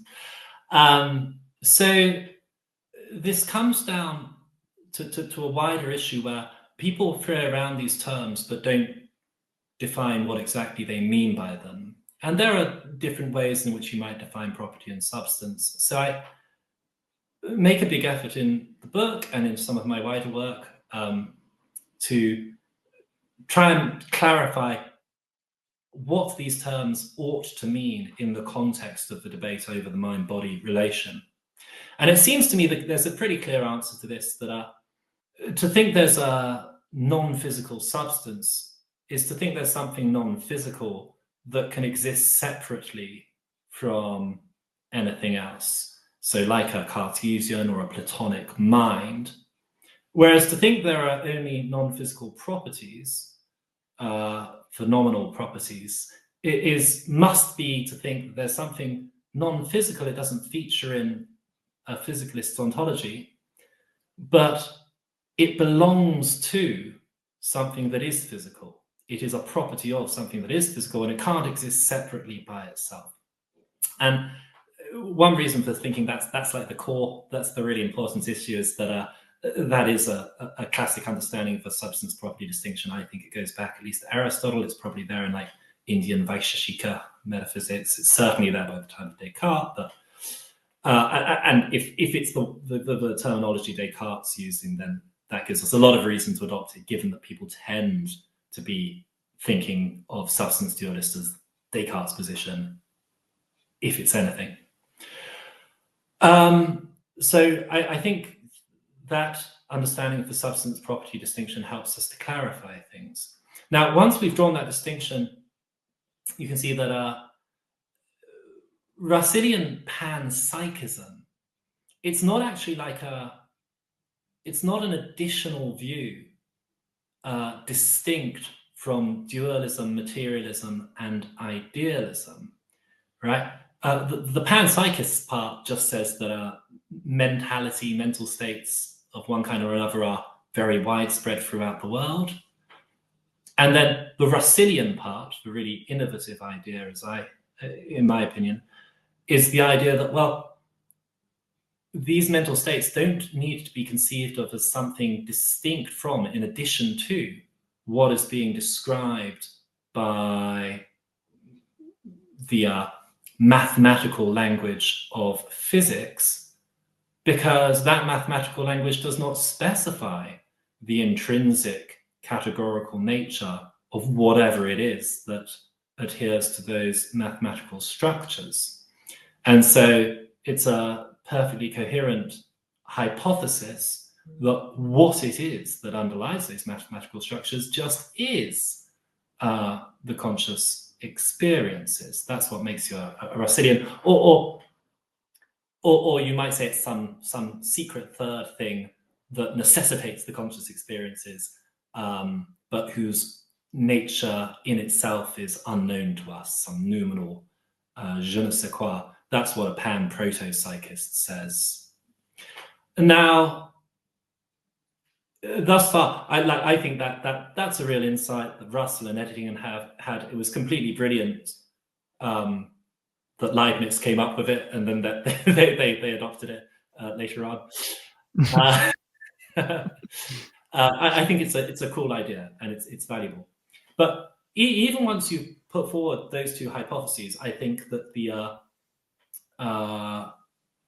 categorical nature of the stuff underlying the mathematical descriptions we get in physics involves consciousness, and therefore consciousness is vastly more widespread in reality than we usually suppose.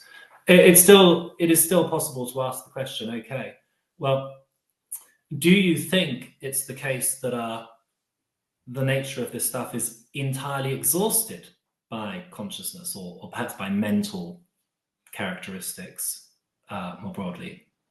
And if you say yes to that, then it seems to me misleading to refuse the label idealist. What you've said, if you adopt that view, is that you think ultimately there are just minds and their, fundamentally mental properties. And of course, you can say you think that, like, in some sense there exists spatial relations and so on, physical properties, but these are all going to have to be reducible to these mental properties, and that's the position that certainly Berkeley takes when he takes the view that physical properties are reducible to the experiences we have as conscious subjects, and the existence of most of the physical world consists in being perceived by us, and then he adds perceived by God. But it's also the position that in a rather different way Leibniz adopts when he says, no, he conjectures that there are further mental entities in addition to our minds and God's mind, right, underlying, the matter making up the wine glass. This is really a congeries of micro minds that make it up. And on either of these views, Berkeleyan or Leibnizian idealism, the crucial thing is that you're saying there are no fundamentally non-mental properties here. So that's fine. You can be a Russellian monist panpsychist and an idealist. I have absolutely no objection to that possibility. And I think sometimes Philip Goff speaks as though he inclines towards that view. Hedda Hassel-Merck, also, I remember talking to her about this in Budapest a few years ago, and she also was sympathetic to that. But that's idealism. If, on the other hand, you think there are some non-mental properties, some fundamentally non-mental properties in the world, and this is the view I take to be adopted by most Russellian panpsychists, including Philip, in at least two iterations of his view, the one in the 2017 book, the two main iterations in the 2017 book, at least. If you say that there are some non-mental properties, well, already it seems to me you're clearly some form of dualist. You're saying there are some fundamentally mental properties, and you're saying that there are some non-mental properties. There are two kinds of properties. And if those non-mental properties are described by physics, then it looks like you've got mental and physical, non-physical mental properties and non-mental physical properties. It looks like you're a property dualist, or you might be a kind of substance dualist. And to decide between those two options, you have to answer a third question: is it the case that all of the separable entities, the substances in that classical sense, have at least some physical properties in addition to their mental properties, or are some of them entirely characterized by mental properties? And if you say the former, it looks like you're a Russellian panpsychist property dualist. If you say the latter, it looks like you're a Russellian panpsychist substance dualist. So you might say, well, I think the underlying nature behind the mathematical formalism of all the fermions is fundamentally non-mental. So these are just physical. But the underlying nature of all the bosons is fundamentally mental. And I think fermions and bosons can exist independently. So, okay, you're a Russellian monist panpsychist, in the sense that monism is a useful term here. But you're very clearly a substance dualist as well. So I go through all this stuff. I mean, it's the most boring part of the book in a way. But I go through it all because I want to revive Christian Wolff's very useful observation, in my opinion, that insofar as you think the kinds of things that exist are mental things and physical things, whether we're talking about properties or substances, you do have to be either an idealist, a materialist, or a dualist. There's not some fourth option. These are logically exhaustive. And so if you've got this awesomely interesting, innovative idea, Russellian panpsychism, it is misleading to present it as getting you out of that decision. What it might do is give you a way to defend one of those three options more effectively. And then the final thing is that, so far, it seems to me that most of the influential panpsychists are implicitly property dualist panpsychists. So the middle ground people are all property dualists. Certainly none of the like really central ones, Chalmers, Strauss, and Goff, says with fanfare, actually, this is substance dualist panpsychism, or this is idealist panpsychism. Oh, thank you. No, that's super interesting. It's funny you say that, actually, because I just remembered that when I was first kind of thinking about panpsychism and I was trying to explain it to someone who was just totally unfamiliar with it, the way that I explained it was, okay, think of substance dualism and then just get rid of the physical substance. And then what you have there is like, that's basically panpsychism. Like, there's only mental substance, but what we've been calling physical substance is really just, our perception of mental substance, like from the outside, as it were, instead of being the thing itself. And I guess that's always how I've thought of it. But, I got the impression reading your book that like I would be maybe classified as an idealist, because I mean, I find it really hard to resist your argument that like I already believe things that imply that mental substances can exist on their own. If it can exist on its own, then it's a substance by your definition. You're endorsing the traditional independence definition of substance. So properties can't exist on their own, but substances can. I have always kind of thought of panpsychism in this way, as like either very close to idealism or sort of like substance dualism, but just get rid of the physical substance. And yeah, it's nice to know that Philip and Hedda, at least in some moods, agree with that, because I mean that is kind of how I've thought of it. And I was wondering like if I'm more of an idealist on your organization or what. Sounds like what I would want to call idealism. I think Philip, he's a really great communicator, and he's probably, whether deliberately or not, certainly done the strategic thing in not presenting it as this brand new theory of consciousness called idealism, which was like prominent in the 19th century. I think it's a good idea to de-emphasize that aspect and emphasize the innovative part, which concerns these insights about the plausible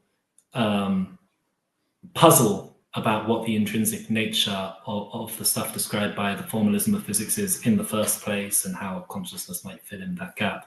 But then I do think it becomes a little misleading. Like, does it turn out like Berkeley wasn't an idealist then, or even more Leibniz wasn't an idealist because he thinks the physical descriptions are describing stuff that's fundamentally mental? That would seem to be like that would be weird. It would mean that the people who are classically understood as idealists aren't anymore. Yeah. Okay. I mean, couldn't there just be different types of idealism? Like there's the more Berkeleyan kind, and then there's the more, I don't know, panpsychist Leibnizian variety. That's how I see it. Yeah. Okay. Yeah. It's tricky because I don't know if I want to agree or disagree with certain parts of your argument. Like, I don't know. Like I was especially in chapter 6, like that's the part I was reading and rereading, in preparation for this, because I don't know. I feel like there's something there that I'm not supposed to agree with, but I don't know. Maybe I'm just like trying to resist it. But anyway, we should probably spell this out a little bit for people. So at least my understanding of this is roughly here. Let me I made a little slide so they can see the arguments we're talking about. Oh, great. That'll be useful for me. So there's this disembodiment argument that I have on the screen right now. So the first premise is that the phenomenal facts do not a priori entail the existence of anything physical. Premise 2, if the phenomenal facts do not a priori entail the existence of anything physical, then they don't necessitate the existence of anything physical.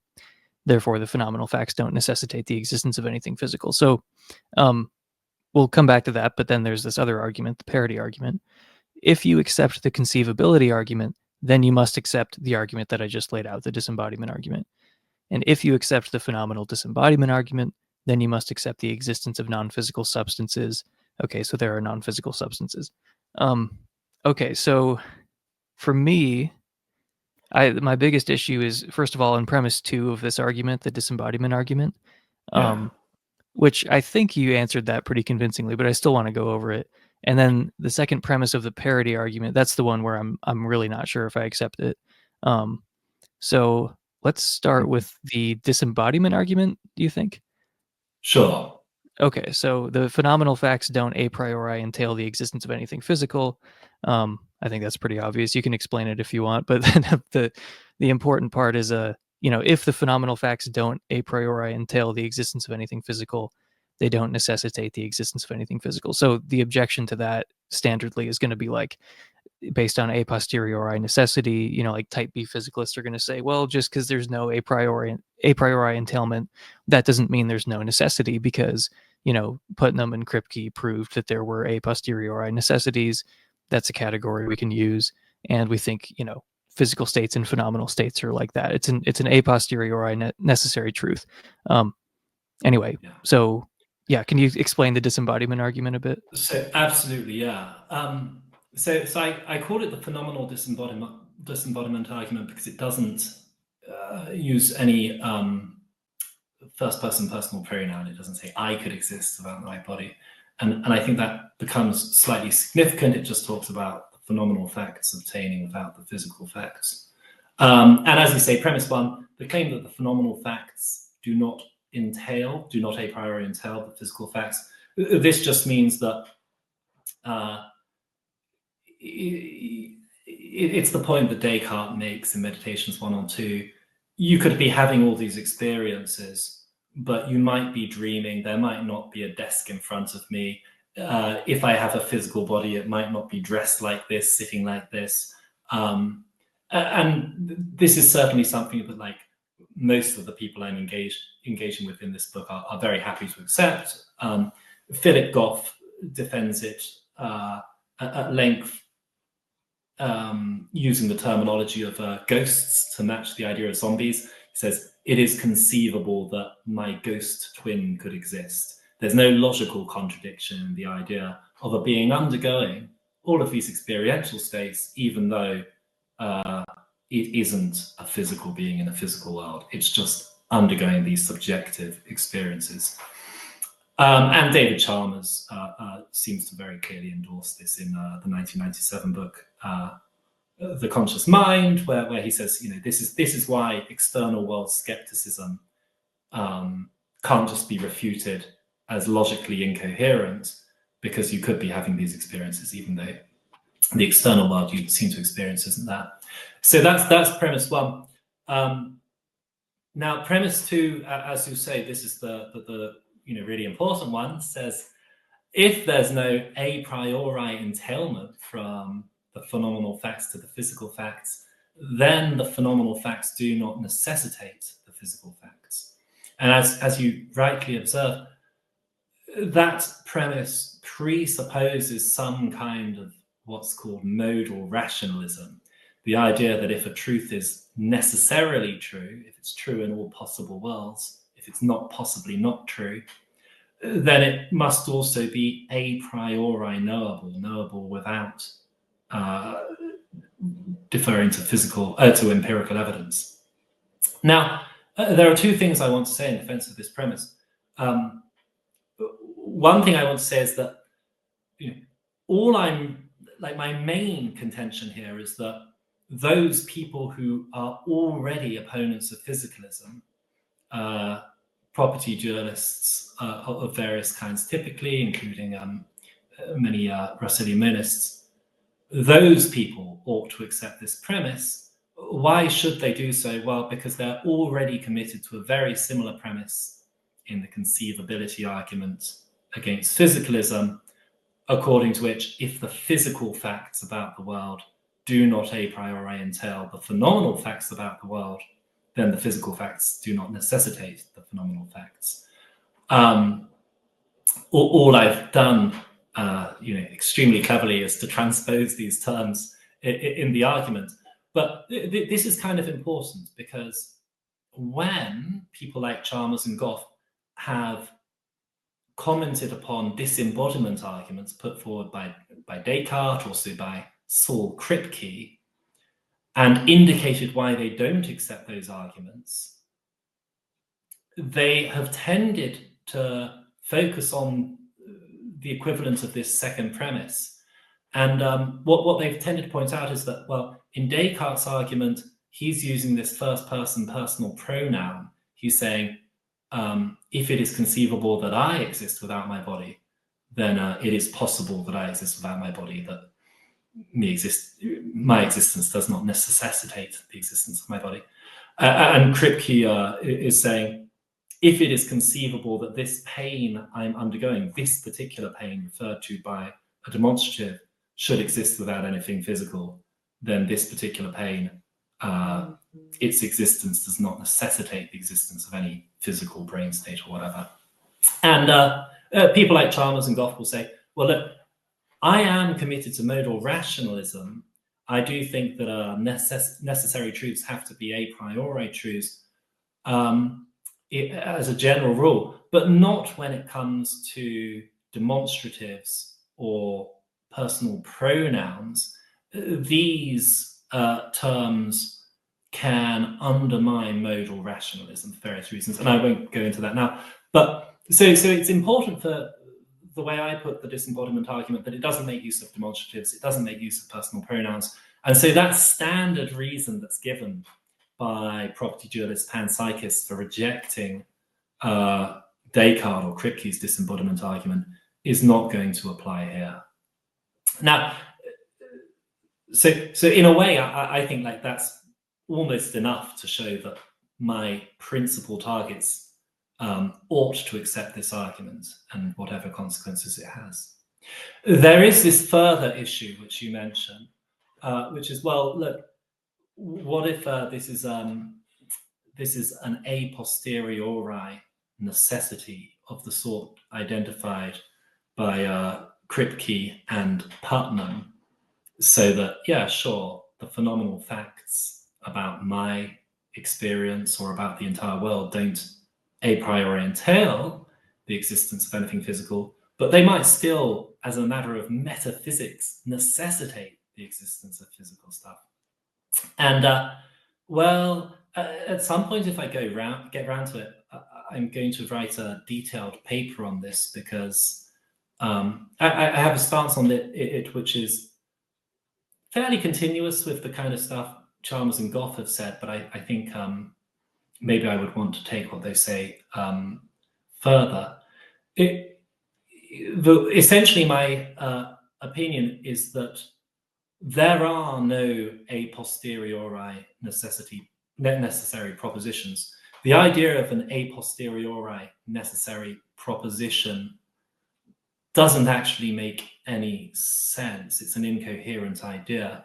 If it is supposed to mean a proposition such that you could fully understand it and still be unable to recognize that it's necessary, because the information required to recognize that is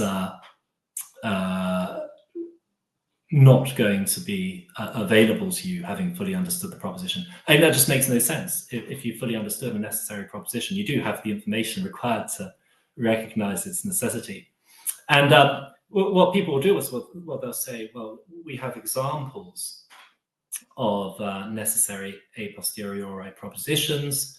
The classic example would be something like water contains oxygen, right? Clearly, there was a time when people were aware of water, but they weren't aware that it contains oxygen. There were at least, like, I don't know, probably about 5 years, maybe, in the late 18th century when people knew about oxygen as well. They didn't just think it was dephlogistrated gas that they'd worked out it's an element of in its own right, and still didn't know that water contains oxygen. They thought water was probably a distinct element. And yet, Lavoisier discovers that water is actually composed of hydrogen and oxygen. And the standard view about this, defended by Saul Kripke in particular, but also Hilary Putnam, is that this is a necessary truth, that something that looks like water, feels like water, acts like water, but doesn't contain oxygen isn't water. It's something similar to water, but distinct. Now, I totally accept, like, this is one of the great advances in the history of philosophy, what Kripke and Putnam did then.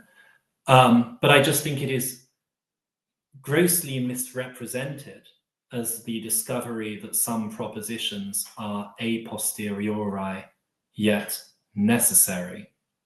What really happens here is that,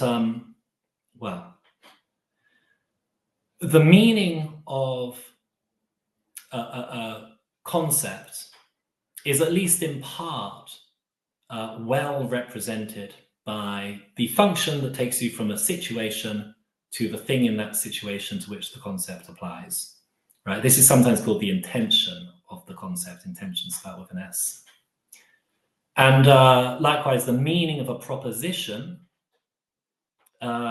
is, at least in part, well represented by a function from a scenario to the truth value of the proposition in that scenario, whether it's true or false. So for example, like, and again, that's called the intention of the proposition. So the proposition that there exist chairs, the meaning of that proposition consists in large part in the function that takes you from scenarios in which there are chairs to the answer yes, or the truth value yes, and scenarios in which there are no chairs to the truth value no. And so to understand a proposition is in part a matter of understanding its intention, of being able to recognize which scenarios it's true in and which scenario it is false in. There may be more to it. People talk about hyper-intentional content. I find that interesting, and I'm inclined to embrace it. I'm happy to accept that. But part of understanding a proposition is grasping its intention, and to understand its intention just is to be able to recognize if it's a concept, where it applies, if it applies in a scenario, where it's a proposition, if it's true in a scenario. Now, I think it's overlooked that a consequence of this very commonplace understanding of the nature of meaning just entails that semantic knowledge is modal metaphysical knowledge. You cannot have semantic knowledge without modal metaphysical knowledge. You might think it's a bit mysterious we have modal metaphysical knowledge, but you've got to accept that we do if we understand concepts and propositions. Now, so what's going on with these putative a posteriori necessities? Well, sometimes we give a meaning to a term, and we do so in a straightforward way, such that we just specify the intention of that term. We specify under what situations it applies, or if it's a proposition, under what situations it's true. So you might think that, like the mathematical definition of a sphere as a three-dimensional shape where all the points are equidistant from its center, something like that. That just gives you the intention of that concept. It allows you to decide for any possible scenario whether there are any spheres there. But in other cases, we definitely don't do that. In other cases, we do something kind of clever. We defer to some unknown empirical matter to determine the intention of a term that we use. And this comes to us quite easily. The classic example, again, is water. It's generally agreed that when people talked about water before the late 18th century, they didn't have in mind just anything that has the properties that they knew to belong to water, just anything that's a clear, drinkable liquid that appears in lakes and rivers and so on.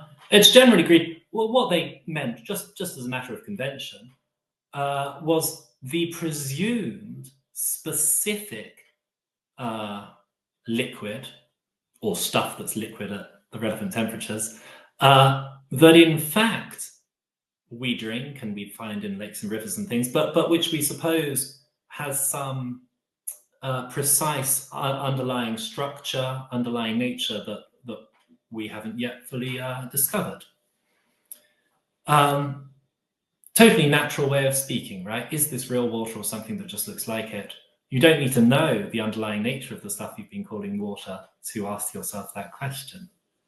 Now, this has the result that we're able to use the word water without having a complete grasp on its intention, right? We've given to it an intention that depends on empirical information we don't have, and this can be useful under certain circumstances.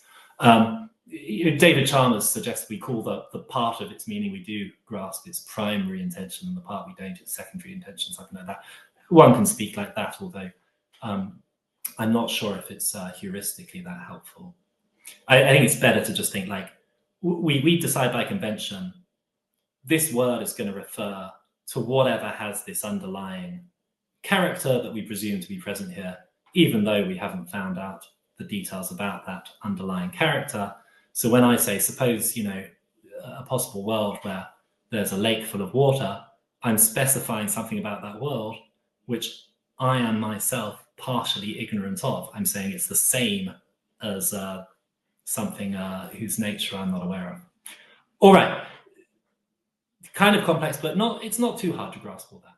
Now, the consequence of the fact that we use language like this is that quite often we utter statements, we utter sentences where part of the meaning of what we're saying, part of the intention,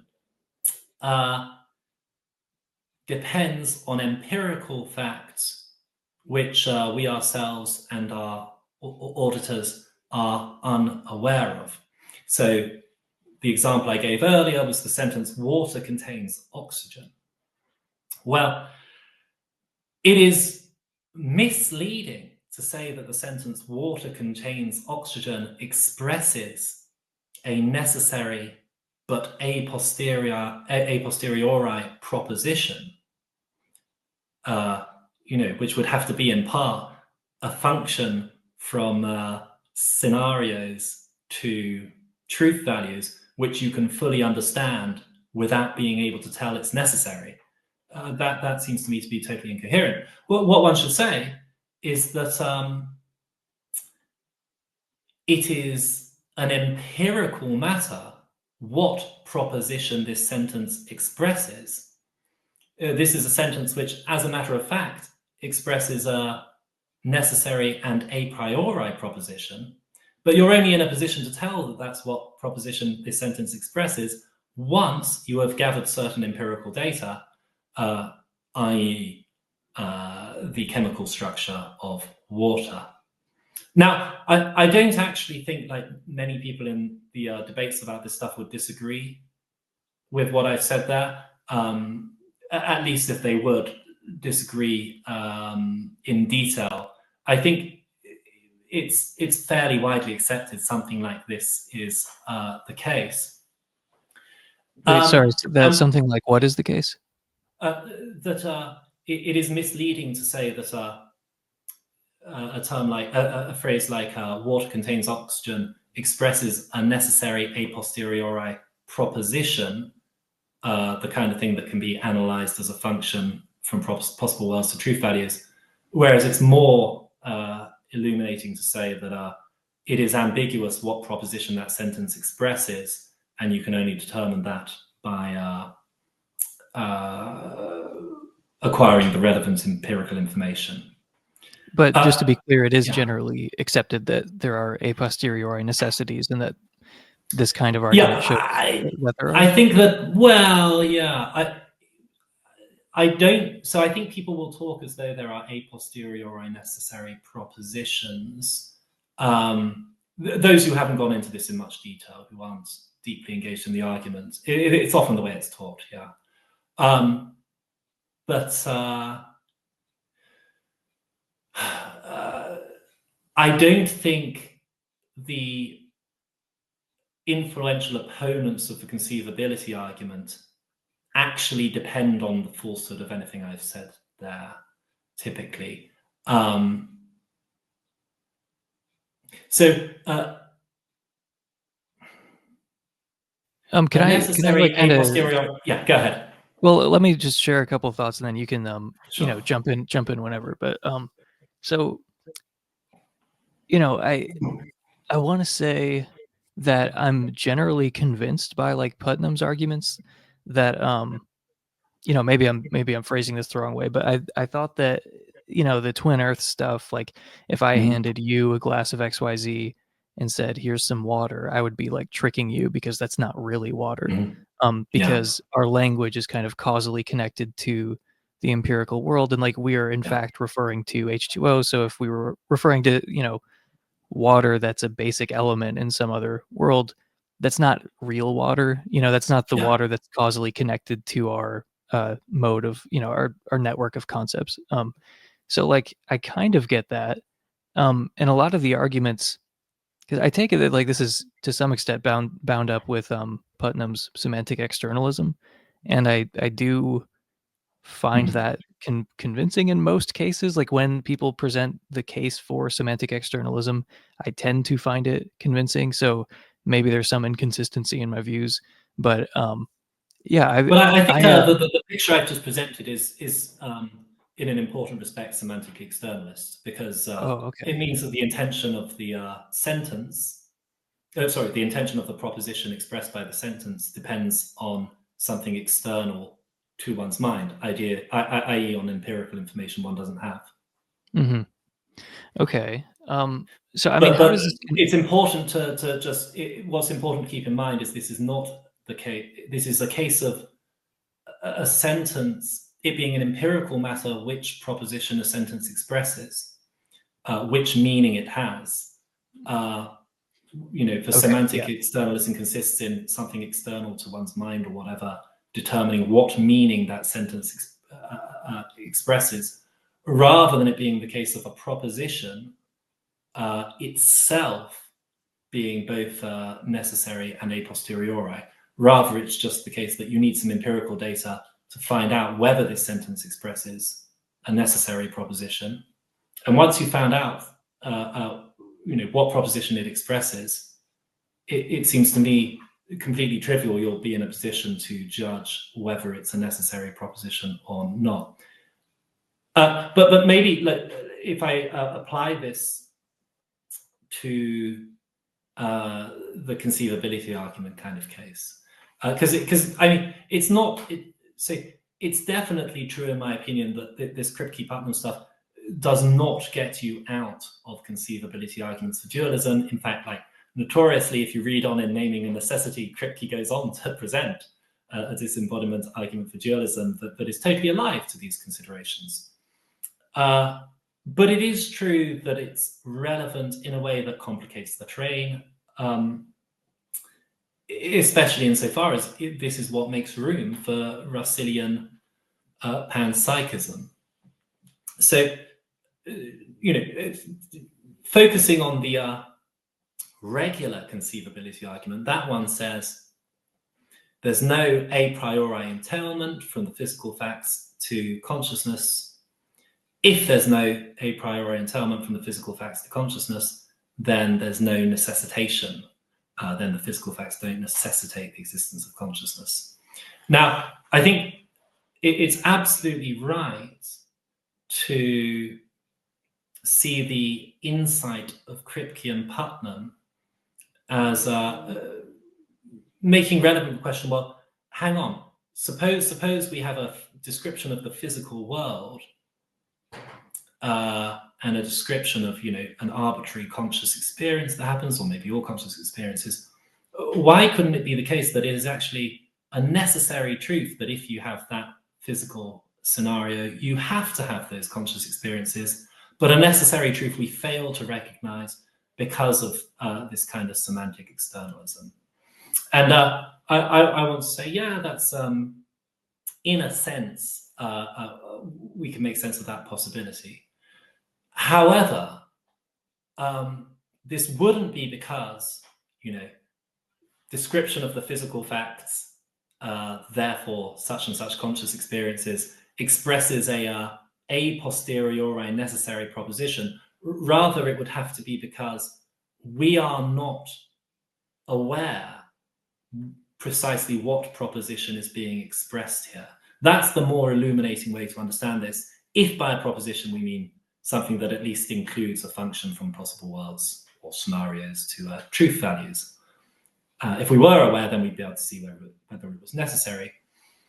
And it just doesn't make sense to talk of understanding an intention, it seems to me, and not being able to understand its modal status, because intentions are modal creatures. And now, there are two ways in which one could have failed to see that this sentence expresses a necessary proposition. One option would be that the intention expressed by the word consciousness, or maybe the phenomenological description, if it were a richer description, maybe we're not aware of the intention of those concepts. And as a result, we fail to see that a purely physical description of the world, as we've understood it, and nothing further, just by itself qualifies as involving consciousness. And if we understood the word consciousness better, or we understood the phenomenological descriptions better, we would see that they do not imply anything beyond what we've already grasped when we describe, a bunch of fundamental particles in a particular arrangement. So that's one option. We haven't fully grasped the intention of the phenomenological language. Now, I think we know for certain that that's not what's going on. This would result in a situation where the physicalist is saying, they're not saying like, you've missed the fact that if you arrange these particles in a particular way, then it does give rise to what you think about when you think about consciousness. They would be saying, no, what you've missed is that when the particles are arranged this way, the correct concept to attach to this word consciousness is such that it applies given only that. You haven't missed anything. A priori type A materialism is true, there's nothing in the world that you haven't seen when you think about just its physical description. But it's just you're ignorant of the meaning of the word consciousness in such a way you don't realize it applies here. I don't think anyone would want to defend the view that that's the kind of mistake we're making. So you have one other option, which is that we are failing to grasp the proposition expressed by the physical terminology, that maybe when we talk about, this physical arrangement of particles and so forth, we should understand our expressions as deferring to some underlying nature to physical reality that we haven't grasped, which might entail the existence of consciousness a priori, even though what we've grasped about it doesn't.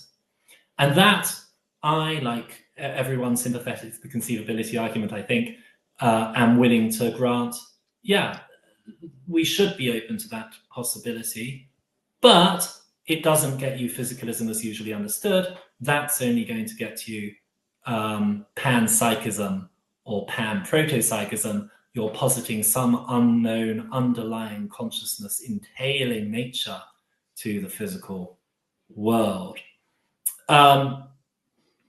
What you would need in terms of an a posteriori necessity that would get you around the conceivability argument is not what Kripke and Putnam identify, which is best expressed as the fact that the intentions associated with some of our terminology is partly determined by empirical matters. What you would need is actually a proposition that is necessarily true and that can be fully understood without being able to see that it's necessarily true. And I contend that's just an incoherent idea. If you can't see that this proposition is true in certain circumstances, when it is, you have not fully understood the proposition, because the proposition is a function from circumstances to truth values. There's nothing more that it could mean to have, fully understood that proposition. Yeah. No, I'm glad you said that, because it does seem like they're giving up on any kind of intelligibility if they're taking that route. Like, they're sort of giving up on the idea that physicalism should even make sense. Like even if you had all the information, you'd still be like, wow, that's super weird. And not just like in some superficial sense. I think it's worse than that, actually. I think it means committing to a contradiction. I think it means you're still going to be committed to the view that your physical concepts are coherent and describe something, but then you're going to be contradicting that when you say that they necessitate something that is not encoded in the intention associated with those terms. But yeah, okay, it's at least as bad as you're giving up on intelligibility. But I wouldn't want to let physicalists off that easy. If I'm understanding you right, it sounds like what you're saying is you can accept that like Kripke and Putnam were right, and it actually just doesn't help the physicalist in the way that they seem to think that it does. And I think that that's like, I've had that thought before, but about something slightly different, which is just like when I'm hearing the example case that's always given about water and H2O, I'm like, okay, so there are a posteriori necessities in some sense. Okay, fine. But like, how does that help you specifically? Because the water and H2O case does not really seem analogous to the, brain and mind case. Like, I can kind of see where they're coming from with water and H2O. But then when it comes to brain and mind, I'm like, well, this doesn't really map on in this. It's not like a direct analogy.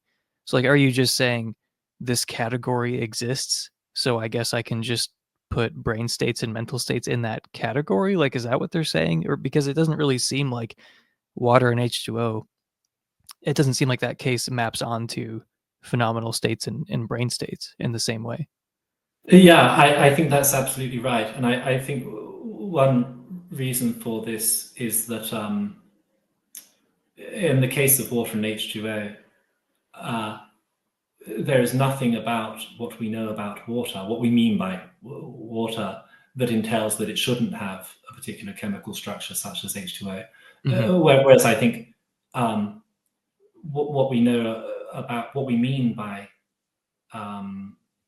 the sensation of pain or the visual phenomenology I'm undergoing now does entail that it couldn't possibly be an arrangement, a system of fundamentally non-mental physical particles. And I think this is something that people have pointed out countless times. And to even get started on the physicalist project, you have to just kind of ignore that or hope it's some kind of mirage. but yeah, these cases are intuitively disanalogous and actually in a way that seems to me to be totally fatal to the physicalist project. I guess I would add, like, there's the position called Mysterianism, right? Colin McGinn, whatever it is, 1989 is that article. Okay, I just think physicalism is true, but I grant we cannot see how it could possibly be true. I think you can sort of ascend to that meta level and adopt that position, and it's honest and kind of fair. I've often wondered why there aren't more Mysterian dualists. It seems to me if you're giving up on understanding how this could possibly be true, then you no longer, it's not clear why it has to be, you have to side with the physicalists. But you could do that. But I think you do have to, like, give up on being able to make sense of the theory you're embracing. Yeah, I think David Papineau says something similar to that too. Like, I remember listening to his debate with Philip Goff, and he said at one point, like, yeah, physicalism is really counterintuitive, but it's because there's something wrong with people that they can't see why physicalism is true. And I'm like, well, that's a consistent physicalist, at least, like someone who's like, yeah, of course this seems, you might point out that my position seems wrong. But that's because there's something wrong with our minds, not because there's something wrong with this position. Yeah, it's an interesting idea. I mean, it seems amazing to me that one would be really confident that must be the case. That I must be, like, congenitally, disposed to believe this ghastly falsehood, and not to think, well, hang on, maybe the falsehood. But yeah, it's admirably honest about the yeah. It's like, well, it's like, what evidence do you have that because obviously I could be brought to the position in the abstract that, like, there's something wrong with my mind where P makes sense to me, but not P is actually the case. The evidence for not P is overwhelming. But, like, what's the overwhelming evidence for physicalism so that, like, I should just reject every intuition, like every relevant intuition I have about it? I just don't see any reason to do that. So I wanted to bring in the notion of transparent and opaque concepts because I think we've kind of been talking about it without talking about it. So, like, part of the reason I think why that second premise makes sense to me, at least like a hedged version of it, is because phenomenal concepts are transparent. So, I mean, does that factor into your reasoning there at all? Or because I noticed I don't think you directly named transparent or opaque concepts in that explanation. No, right, yeah. So, I mean, I think my explanation of it is totally consistent with what David Chalmers says in terms of two-dimensional semantics and what Goff and Eve Rumelin say in terms of transparent concepts. Although I think my way is better and more insightful. Yeah, to talk about a term expressing an opaque concept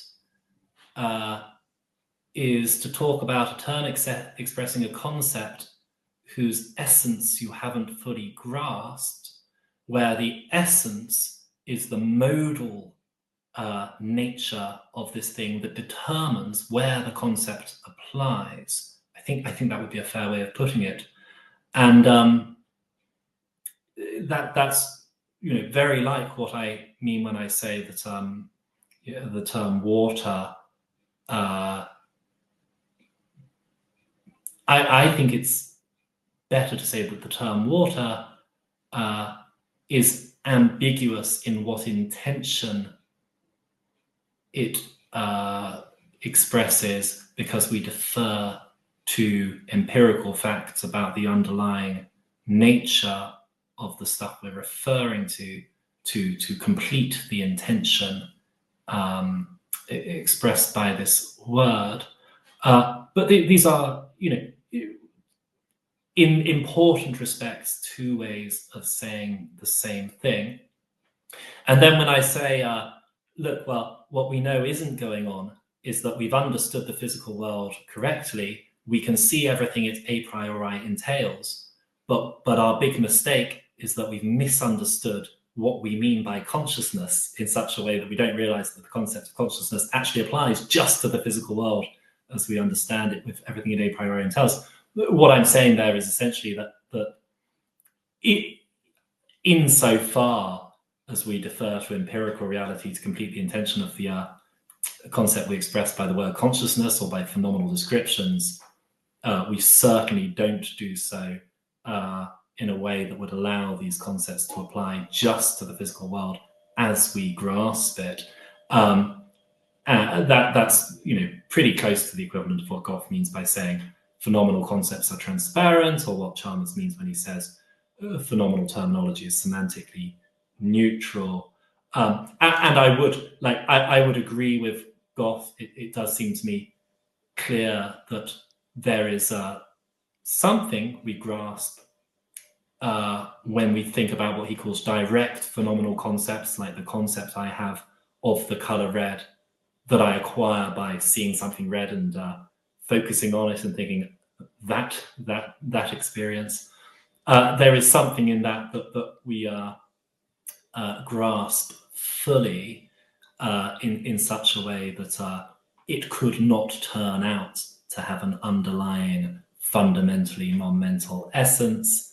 And what I say in the book, like the reason that semantically neutral terms are semantically neutral is plausibly that they express transparent concepts and vice versa. I think these really are getting at the same thing.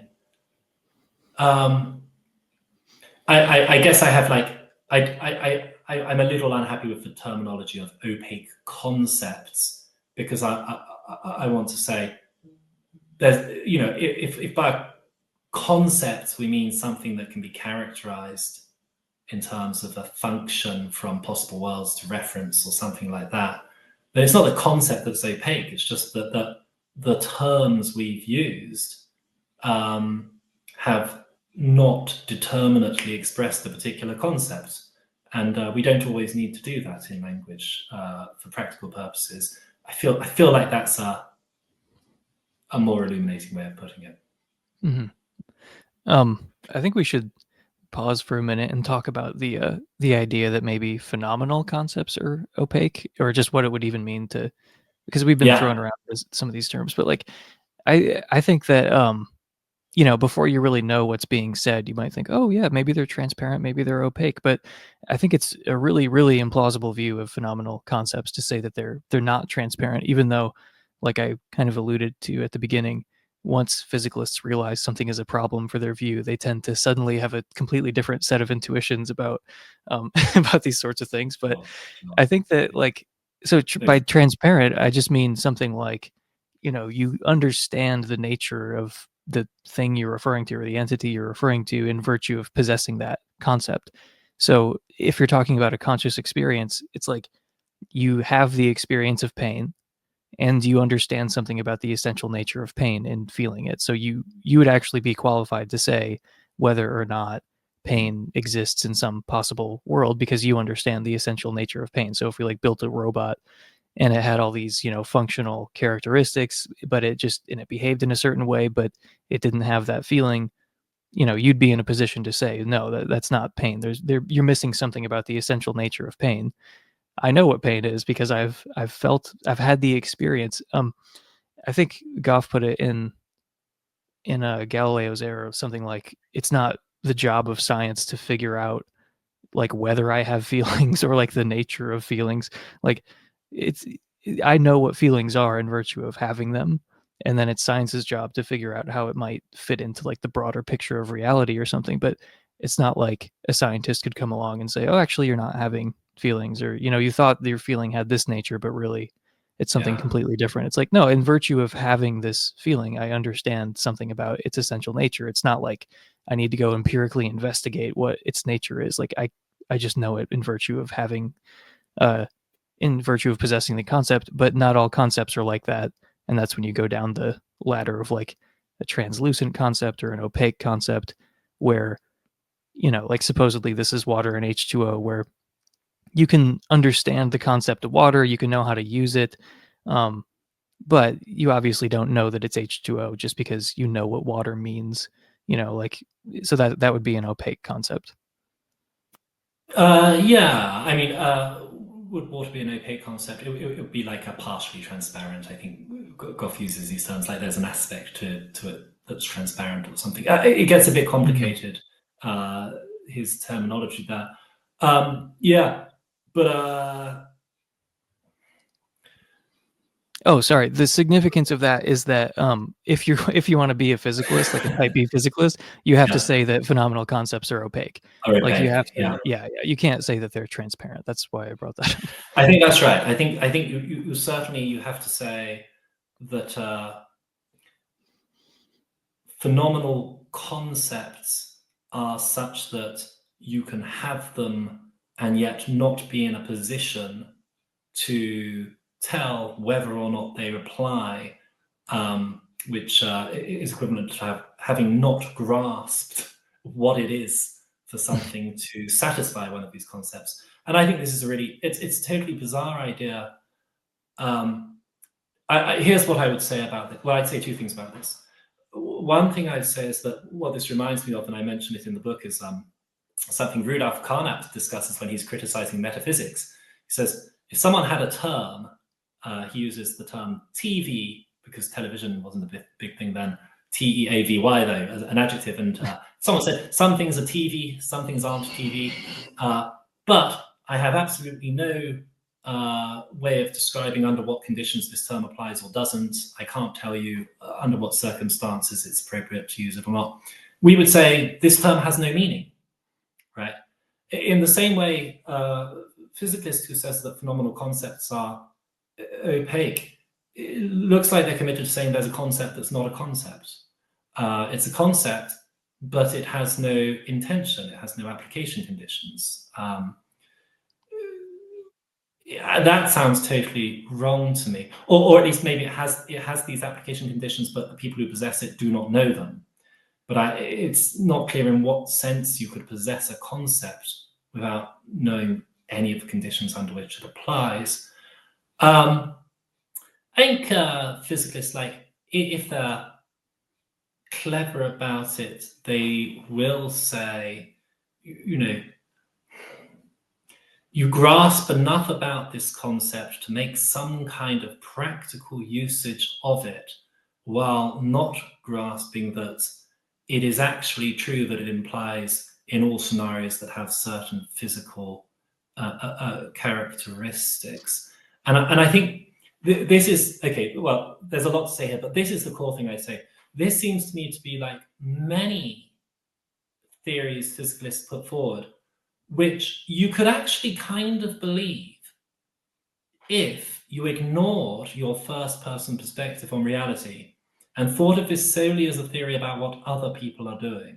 If you thought about human beings only from the outside, and you said to yourself, well, they're all claiming that there's this extra thing going on that I can't perceive, this conscious experience on the inside. Clearly, they're wrong about that. So what's going on? You might hypothesize, well, okay, clearly they're making use of this, this symbolic unit, which is functioning a bit like a concept for them. But unlike the other concepts, it doesn't have any correct application conditions, or at least they are not grasping that insofar as it has any such conditions, it applies to anything with these particular physical arrangements. You might come up with that kind of hypothesis about the delusion these mechanical corpses are undergoing.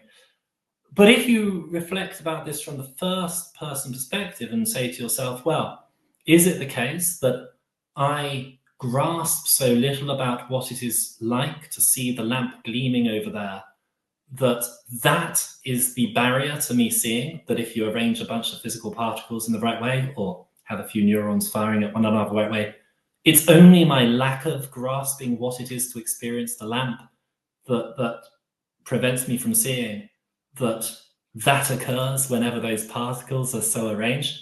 It's very patently obvious that that's not the case. I might be failing to grasp something about the nature of the particles or the relationship between the particles' interactions and the phenomenology. But it's not just that I'm failing to grasp the nature of the phenomenology.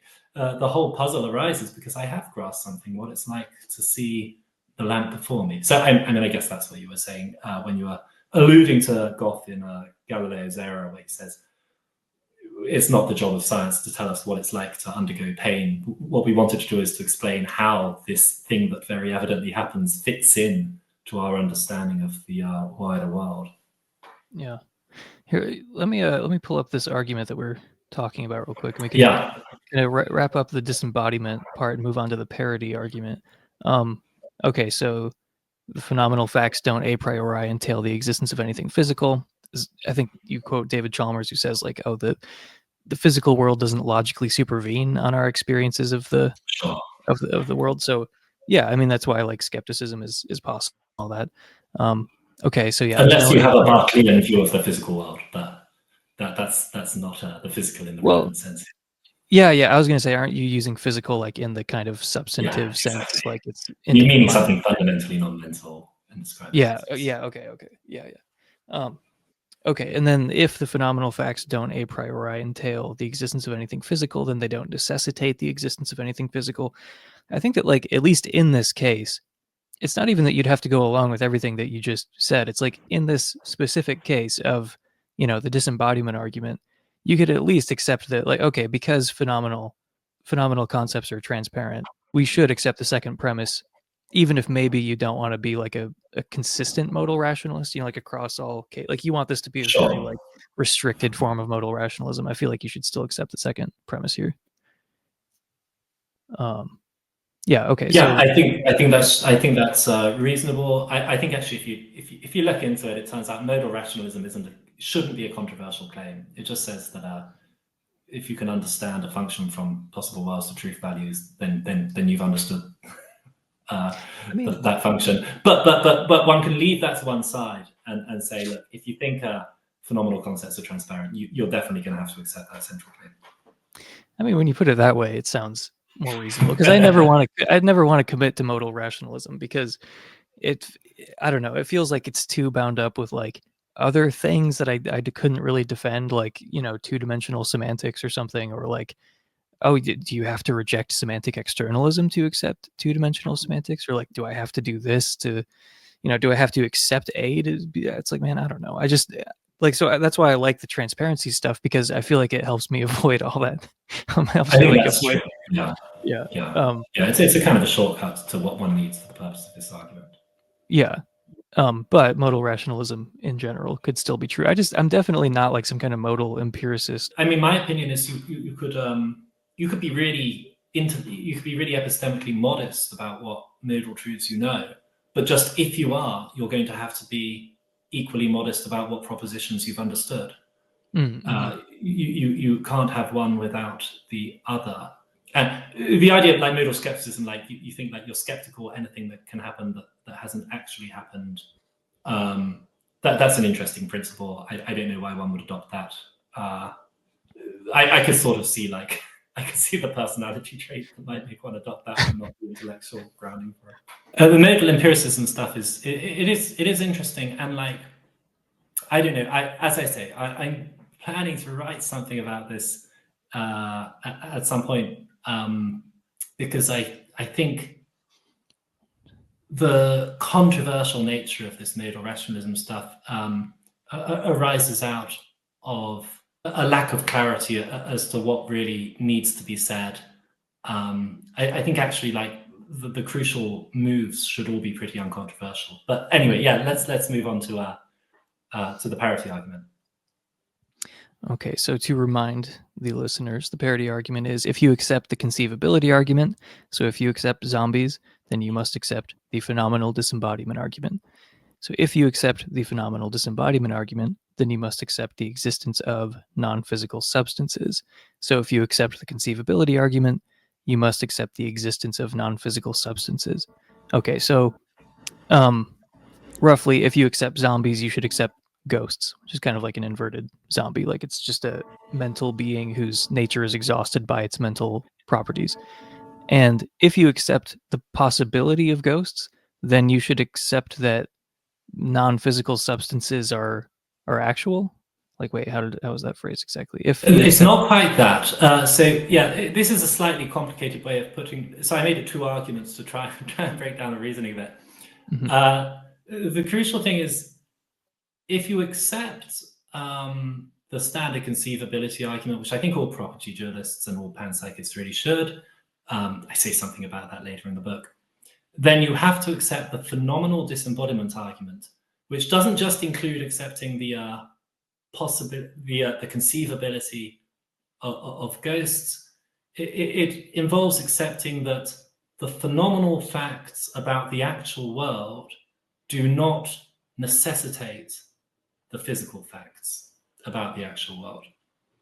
And then what I say in the second premise there is that if you've accepted that, you're going to have to accept that there are non-physical substances. So it's not quite saying if you accept the possibility of ghosts, you have to accept the actuality of ghosts. It's slightly more precise. If you accept that the phenomenal facts about your own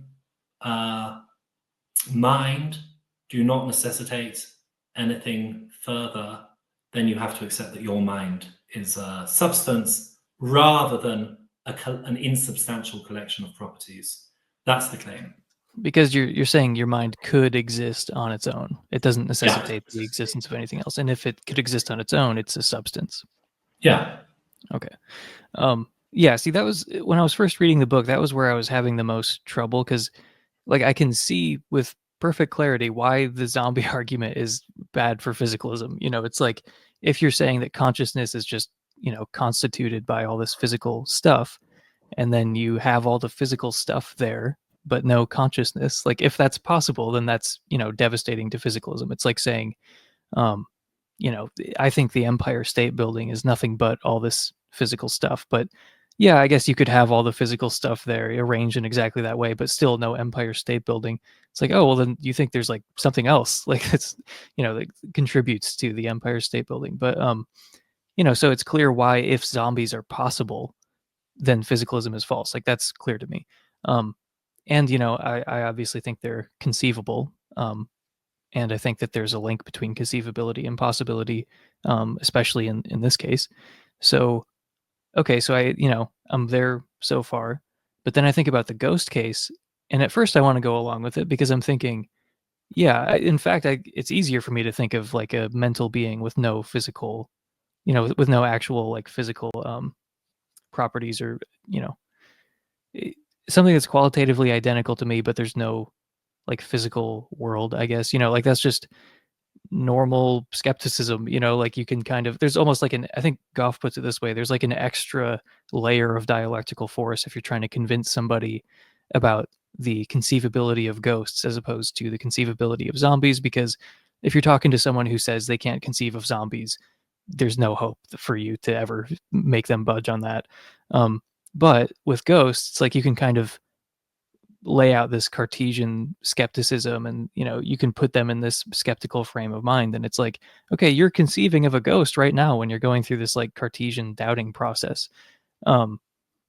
And okay, so then this is the next step though, where it's like, okay, are ghosts possible? Like, is it possible for something that's qualitatively identical to me, to exist, but like there's no physical, there's nothing physical that goes along with it? And it's like, again, I want to say, well, yeah, like it does seem like I couldn't think of any principled reason to reject that. And the part where I wanted to resist was this stage where it sounds like you're saying, okay, well, it's metaphysically possible that substance dualism is true. So then substance dualism is actually true, or like, that there's mental substance, and that was the part where I was getting confused. Cause like I said, I can see how if it's the case that zombies are possible, then physicalism is false, because physicalism makes this necessity claim. But it's not clear to me how, substance dualism is metaphysically possible. Yeah, sure, why not? Like, why wouldn't substance dualism be metaphysically possible, or idealism? But why on earth would that mean that it's actually the case that substance, I think it's metaphysically possible that the speed of light could be infinite. That doesn't mean that it's actually the case that the speed of light is infinite. So yeah, I was not totally clear on Yeah. that. So let me see if I can clarify this. It is like either a version of or closely related to a kind of objection that I discuss in the book, and I had to think about it a lot. So I'd say a couple of things here. One thing I would say is, you suggest, yeah, of course, it's obvious that if zombies are possible, then physicalism is false. That has been questioned, although not hugely prominently. But I think one could question it if one thought that an intrinsic duplicate of a substance might have different modal properties to it, just because it's a different one, just because it's numerically distinct. So I might say, if I were a really persistent, stubborn physicalist, I might say, well, look, sure, my zombie twin might be able to exist without conscious experience, but it doesn't follow that this particular physical body with its numerical identity does not necessarily constitute phenomenal consciousness, among other things. Sure, there's a possible world like ours where zombies can exist, and it would follow if there were a world with my zombie twin and consciousness, dualism would be true there. But that doesn't show that dualism is actually true. For that, you'd need to show me something about the modal properties of this particular physical organism. And thought experiments about zombie twins don't do that. People don't tend to respond in that way. And I think the reason people don't tend to do so is, at least in part, that it seems pretty obviously absurd to suppose that intrinsic duplicates could differ in their modal properties merely because of their distinct numerical identity. Now, it seems to me that the conceivability of the phenomenal facts about my mind, or any mind, occurring without anything physical entails that those phenomenal properties do not necessitate the existence of anything physical. And I'm assuming here, let's suppose everything's either physical or mental. So they don't in the ghost world, they don't necessitate anything further. You could have the ghost world and that's all, to use Jackson's "that's all" clause. Oh, well, it seems to me that it follows from that an intrinsic duplicate of my conscious mind could exist by itself. And therefore, the hypothesis that my mind couldn't would require that intrinsic duplicates can have different modal properties simply because of their numerical identity. I want to say that's absurd. I say in the book, this would be like a duplicate of my desk that's exactly the same, except that the upper left-hand drawer can't be taken out, not because it's nailed in or glued in or anything, but just as a metaphysical truth about the nature of the duplicate desk. I think that seems like I don't think anyone would actually want to defend that idea. Now, I think one reason why this objection may seem more attractive than it deserves to be is because something people have at the back of their minds when they make it is the thought that, well, what if conscious experiences were physically realized functional states, or something along those lines? What if they were structural or functional states that require realizers? When in that case, we know that the fact that certain functional states do not necessitate the existence of, say, silicon circuits, because they could also be implemented on a Babbage machine made out of brass pipes and whatever it was. We know that doesn't entail that this particular implementation of those functional states could exist without, say, my particular laptop running Microsoft Word as if the Word program could float free of the hardware that is running it. And I think that's a completely reasonable objection to disembodiment arguments if it is being made by, well, at least it's a pretty reasonable objection to be made if it is being made by someone who has rejected the conceivability argument for thinking that phenomenal properties are something over and above the physical world. If you've accepted, however, that phenomenal properties are something over and above the physical world, then you know in advance these are not structural or functional properties which are realized by something in the physical world. And so if some cluster of them could exist, if a duplicate of that cluster could exist separately, then it seems pretty clear that that cluster could itself exist separately. A final thing I'll add on this is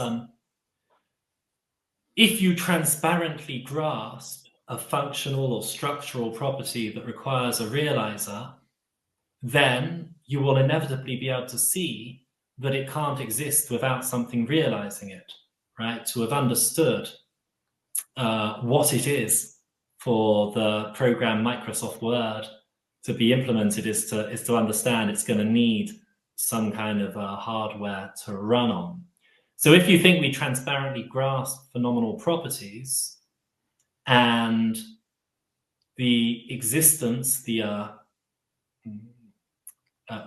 instantiation of these phenomenal properties does not a priori entail the existence of any realizer whose nature has to go beyond that of the phenomenal experience itself, then you know that their instantiation does not necessitate any such realizer. And again, it seems to me that for this reason, the doubt as to whether the fact that a phenomenal duplicate of my mind could exist without anything physical entails that my own mind could is one that's mistaken. Okay, so that last part is where I'm not seeing it. So it's like it doesn't necessitate that there's any realizer. Okay, but why couldn't I accept that and then think, but in this possible world there is a realizer? So if there's a realizer that these properties don't necessitate, then they can exist without it, I want to say. Or it doesn't make sense to describe one thing as realizing a second if the second is not the kind of thing that requires a realizer. So I guess what I'm thinking of is like I think that my experience of the world right now is consistent with substance dualism, or like where my mind is this irreducible mental substance. But it's also consistent with like a reductionist panpsychist world where my mind is constituted by millions of micro experiences or something. And I have like doubts about reductionist panpsychism independently, but I don't think I can rule it out. I mean, wouldn't that be a consequence of this argument that I could actually rule out a view like that? Yeah, I do think, I think the phenomenal disembodiment argument rules out constitutive micropsychism. Mm-hmm. And so maybe that's something it would be that I really ought to write about at greater length. I think I like gesture at this at one point, but it's certainly not a focus. Yeah, it certainly seems to me to be the case that if my mind were the kind of thing that could be constituted by a bunch of microminds, then a transparent grasp of my mind would a priori entail the existence of either those constituents or some substitute for those constituents. My transparent grasp of my mind does not a priori entail the need for any constituents. It seems to me to follow that it is not the kind of thing that could possibly be so realized. Maybe an analogy would be helpful, like if you take a physical object, you take the candlestick, and I say, well, look, I've got a hypothesis that the candlestick can't actually exist in the absence of realizer, and that realizer is, I don't know, the hardware on my laptop, or it's the thoughts being had by the people next door or something. I think it'd be reasonable to say, well, unless we're radically revising our concept, we're saying we haven't understood what kind of thing the candlestick is. No, we just know about it, that it is not the kind of thing that needs to be realized by the hardware running on my computer or by the thoughts of the people sitting next door. We grasp from our conception of it that it is a metaphysically complete entity, whereas by contrast, with the kind of things that can be multiply realized, Beethoven's Moonlight Sonata, when I say, well, I think this performance of it is realized by the performer pressing the keys on the piano, but that performance is realized by the MP3 being processed on the laptop and so on.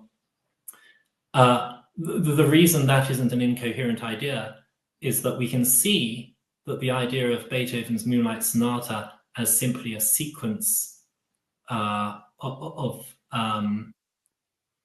sounds understood abstractly has to be concretely realized by some particular manifestation of those sounds. It could be any of various cases. So maybe what I would say is, like, I would press the question, how are we ever able to be confident that anything is a complete substance in its own right, rather than being actually realized by some mysterious underlying realizer? And I guess if this objection, like if someone stuck to it to the point of saying, well, okay, we only have as much reason to think that the mind is a separable substance as we do to think that the candlestick is, then I would say that's really that's as far as I want to go. Yeah, I do. I also think it's funny that you have within reach an extremely British-looking candlestick. It looks like you pulled it out of Beauty and the Beast or something. Like, anyway. These were a gift from my fiance. That's really cool. I think they've come over from New York. Oh, so they're not even British? Not even British. She's not British, no. But I mean, she obviously gets me to have that. Yeah, it's true. I mean, I can see why she thought of you when she saw them. But it's I guess it just looks British while you're holding it. But anyway, I agree with you about the sort of brute modal difference. That's not a good problem to have with this argument. I guess I'm trying to dispute that's the only problem you could have with it. Like, so I agree that, like, it's weird to say there are modal differences between things that are like intrinsically, identical. That would be a weird problem to have with it. And it would also, like you're pointing out, or like you pointed out in the book, it would undermine the zombie argument. So if you tried to make that move here, which it would seem implausible on its own terms, but it would also undermine the case for the zombie argument. So non-physicalists, not open to them anyway, in any case. But I think the heart of what I'm trying to get at is more about like multiple realizability. That's, I guess I hadn't really thought about the micropsychist example before I brought it up, but that's more what I had, like this state of affair, like something that's qualitatively identical to me mentally. Isn't that multiply realizable? Like there are many possible worlds where you do get something that's qualitatively identical to me. Some of them are substances, some of them are not. Some of them, I mean, are you rejecting that that's true or what? Yeah, I'm rejecting that that's true. I think multiple realizability entails metaphysical incompleteness. I think that which can be realized multiply must in itself be an abstraction from some particular metaphysically complete instantiation thereof, or part of metaphysically complete instantiation thereof. Can you explain metaphysical completeness? Because we didn't. Oh yeah, by something being metaphysically complete, I just mean something that can exist by itself, something that's a substance. So I think this is a useful way of thinking about things. What makes a substance is it can exist by itself. It has a kind of completeness. It doesn't need anything further in order to exist. What makes something a property is essentially that it's metaphysically incomplete. It needs something further to belong to. I'm not very keen on the idea that that's some kind of bare particular. I prefer the idea that that's the complementary properties that it needs to be adjoined to result in a substance. If there are bare particulars, I want to say that's one more kind of property. But you could also have metaphysically incomplete clusters of properties. So if you think about like the candlestick minus its shape, it'd be a bit weird to call the rest of the candlestick, other than its shape, a property of the candlestick, because it's almost the whole thing, but it's still a metaphysically incomplete abstraction from the entire thing. And so I want to say, like, insofar as Microsoft Word or an economic downturn or certain musical composition, insofar as these things are multiply realizable, they are of necessity metaphysically incomplete. And so I would certainly, I would be willing to accept this, like one could abstract away from the full concrete occurrence of your phenomenological existence at this time and arrive at something that could be instantiated, that could be multiply instantiated. And that's pretty easy. Like, you could take certain isomorphic characteristics of your current experience, those could be instantiated in a computer simulation or on a canvas in paint. But you could do this in maybe more sophisticated ways. But I do want to say, if you take the entire concrete, portion of reality that consists in your current conscious life, well, if you duplicate that, you've duplicated something certainly that a priori necessitates nothing further, and that therefore seems to me to be metaphysically complete, something that requires no realizer. I'm pretty confident of this, but I want to acknowledge that this is something I probably need to explain further, and maybe I'll discover that there's more work to be done here, or I'm incorrect about it. I do remember when I was first writing this material, coming back to this point a few times, and then feeling like that rush of insight that, oh, hang on a moment, obviously if something's multiply realizable, then if you've grasped its nature transparently, or if you've understood the description of it fully, it's necessarily going to be metaphysically incomplete, because that is what it is to be realizable. But yeah, it's something I probably should write about further, and maybe I'll say, oh yeah, Emerson Green's convinced me this is wrong, and gonna change my views. I don't know. I kind of doubt it, because I can see what you're saying. I like the way you're putting it now. Like, if it's multiply realizable, then it's metaphysically incomplete. It can't be a substance.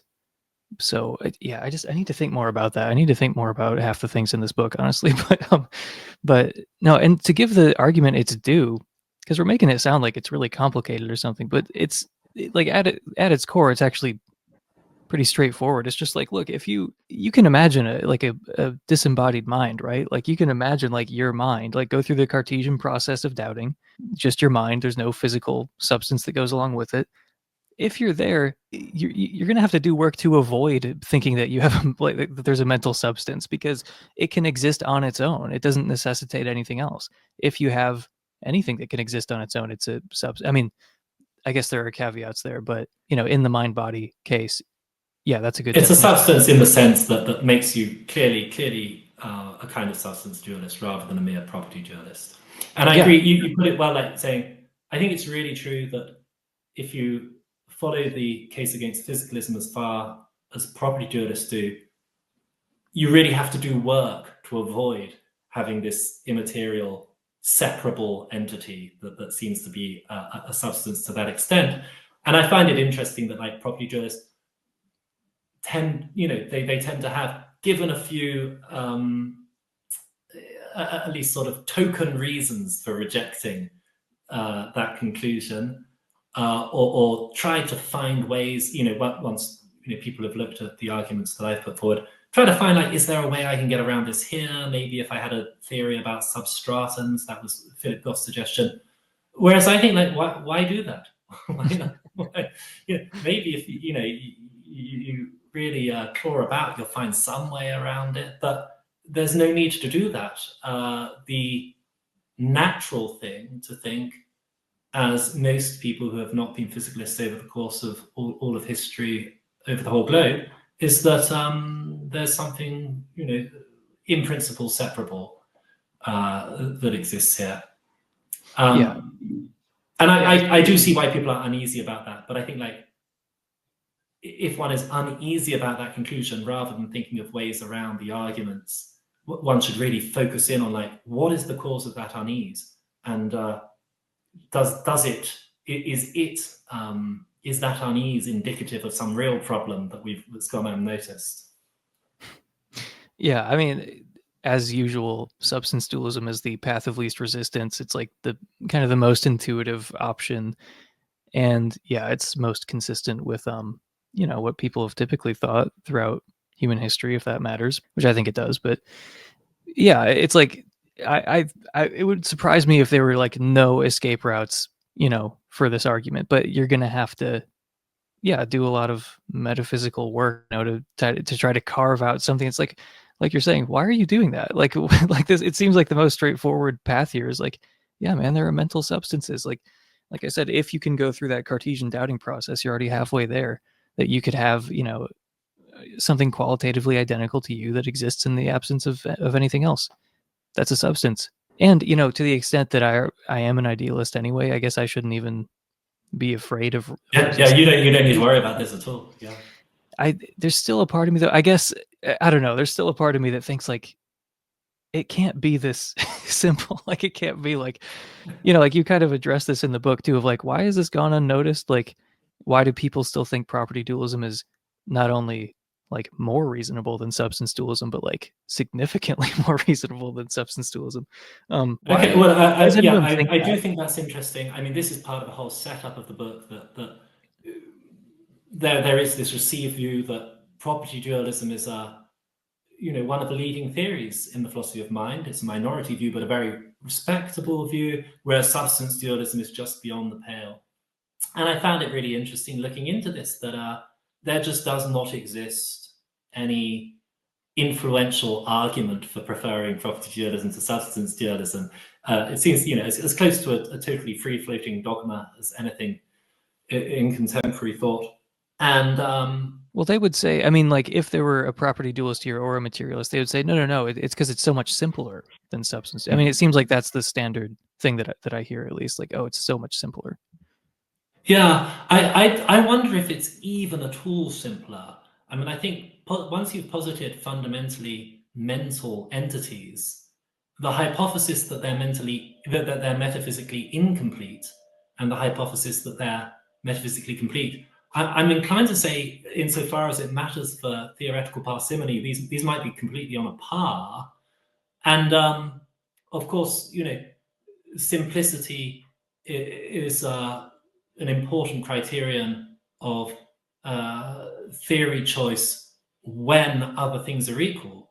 But as soon as you have an apparent inconsistency, such that the arguments that lead to property dualism or the structure of those arguments create homologous arguments for substance dualism, then you definitely have to abandon that preference on the basis of simplicity.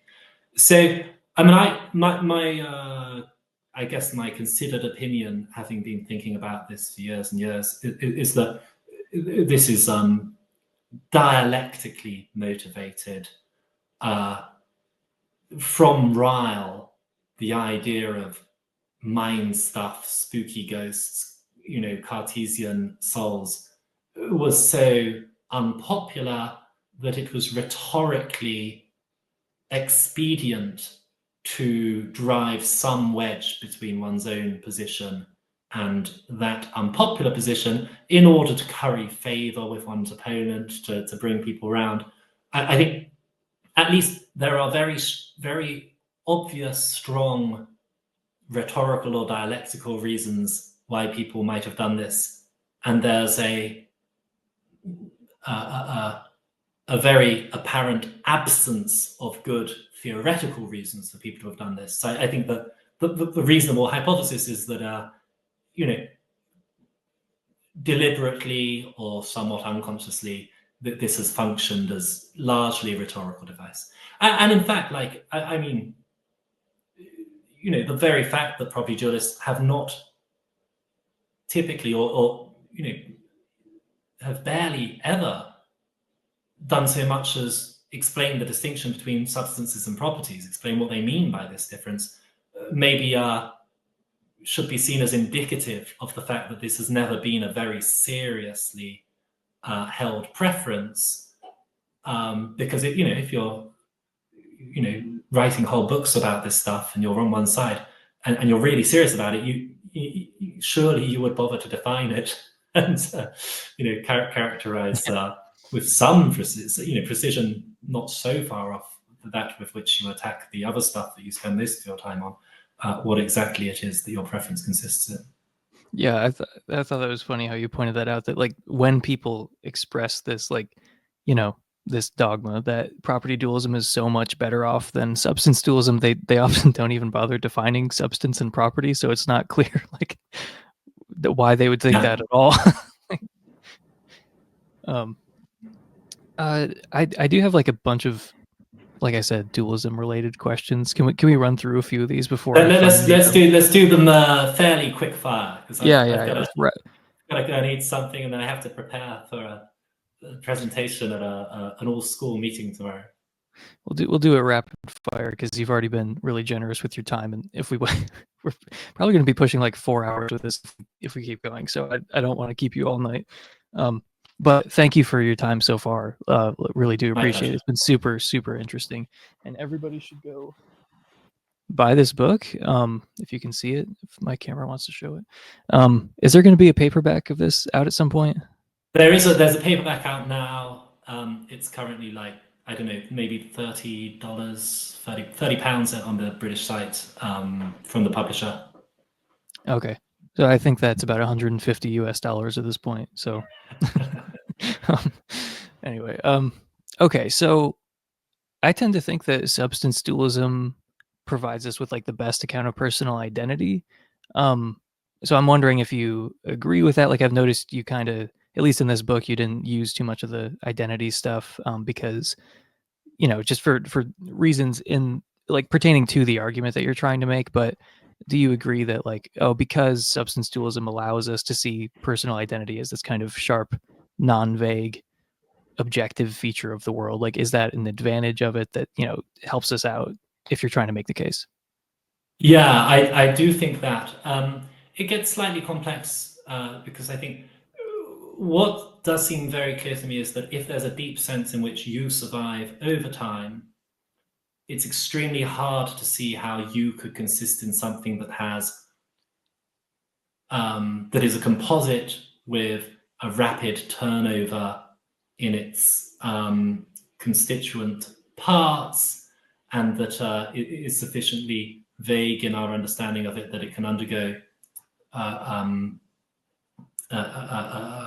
bifurcation, so that it can be ambiguous which version is used. So the standard reasons for being doubtful about any deep sense in which you survive over time if you are a physical organism do seem to me to very strongly motivate the view that if you do survive in a deep sense over time, you must be either something non-composite with hard boundaries, or if composite, then a composite whose parts don't undergo this rapid turnover. People don't tend to talk about that possibility, maybe because it's unnecessarily complicated. There's nothing to motivate that arbitrary complexity. So that like most people who go that far would say, okay, so you're going to need an immaterial substance. There's no obvious material candidate for that thing.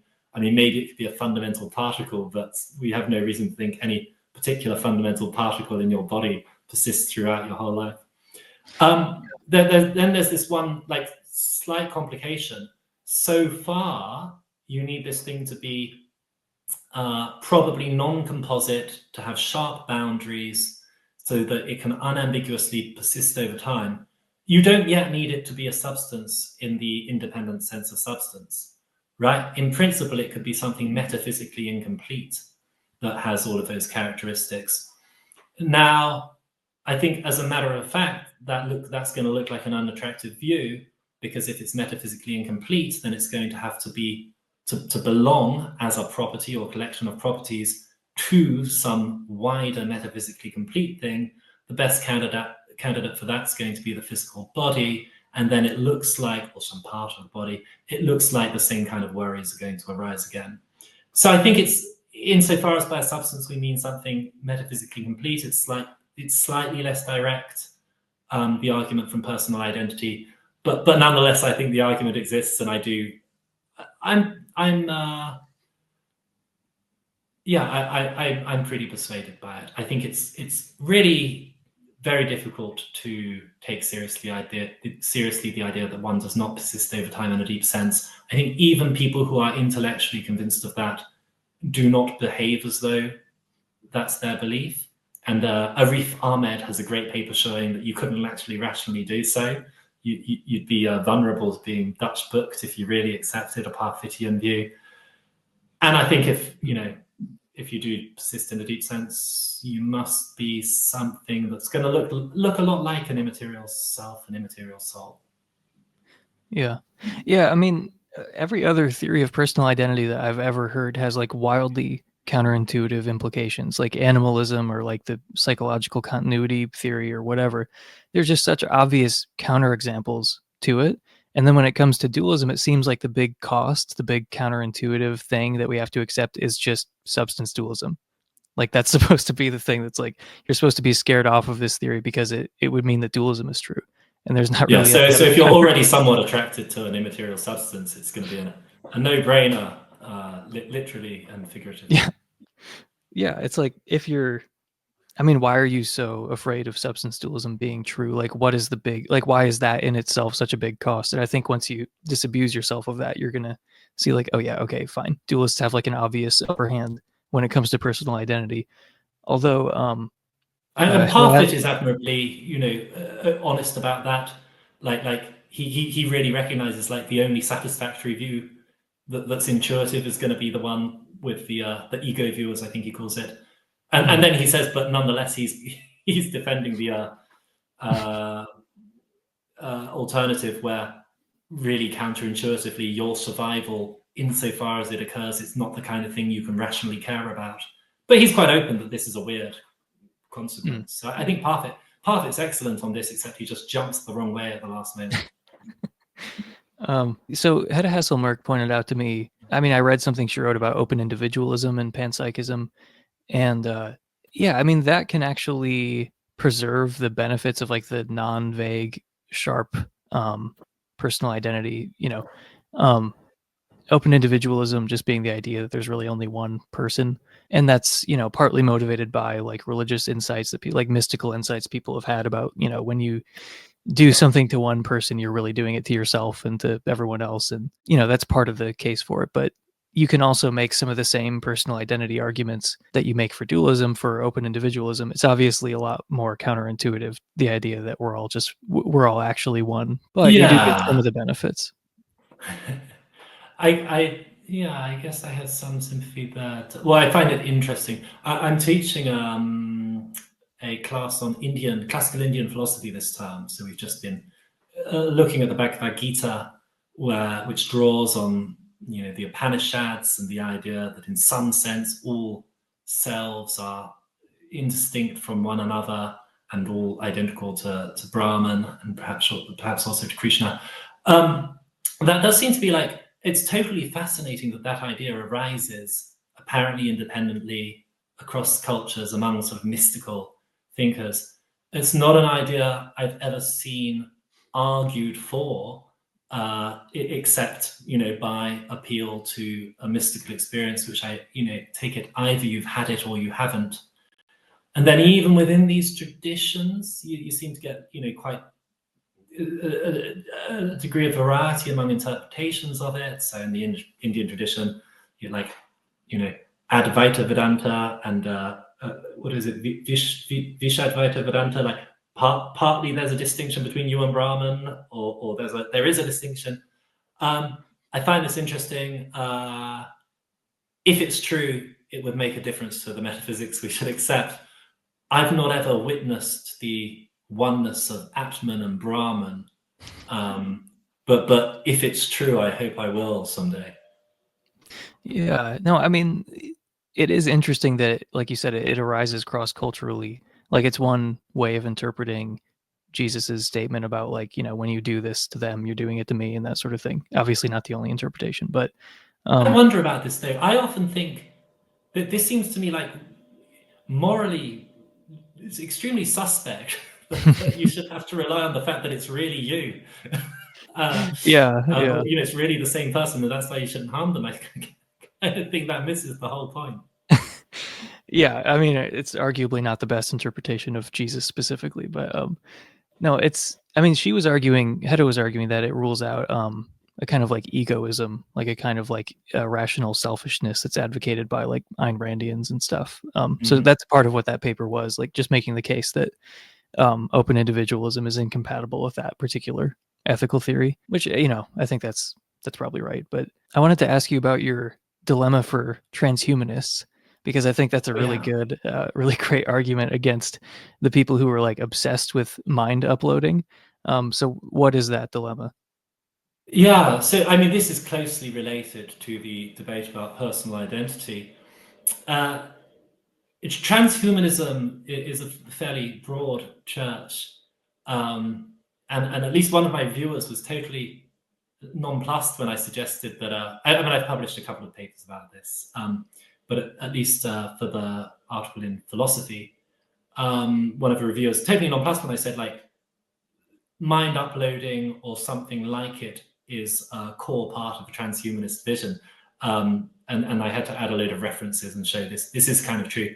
But yeah, at least a core version of this really influential, kind of fascinating, fun, slightly disturbing intellectual tradition known as transhumanism, based mainly in like California and to some degree Oxford, at least until lately, is that technology is progressing fast, and before long, radical human enhancements are going to allow us to totally change our nature, both as a species and as individuals, to such a degree that we will no longer be unambiguously human, and we're going to be able to live indefinitely and have a really great time.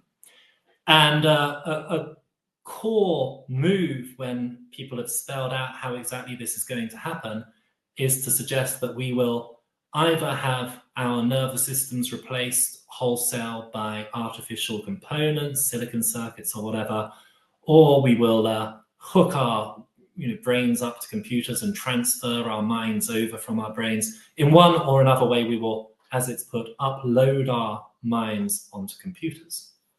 And now, I didn't ever particularly intend to write a whole bunch of stuff about transhumanism, but I got invited to some conferences and things and just ended up doing so. And it seems to me that there's an important inconsistency in the way that this idea is ordinarily presented. And this is because when transhumanists advertise this brilliant technological utopia where you're going to have a completely upgraded mind and body, they make it very clear that it's going to be you who gets to enjoy all of this. They appeal to our everyday assumption that there's a deep sense in which we survive over time, and it can really be me who gets to have all of that.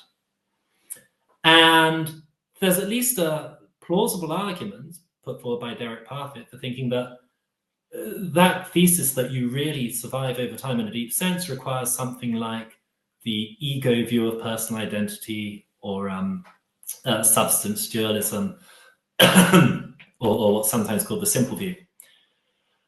However, when transhumanists turn to the question of why we should be confident that it's possible to survive having one's mind uploaded to a computer, they have a tendency to appeal to the thesis that there's nothing more to personal identity than a pattern of causation and similarity between an organism at an earlier date and an organism, or perhaps computer, at a later date.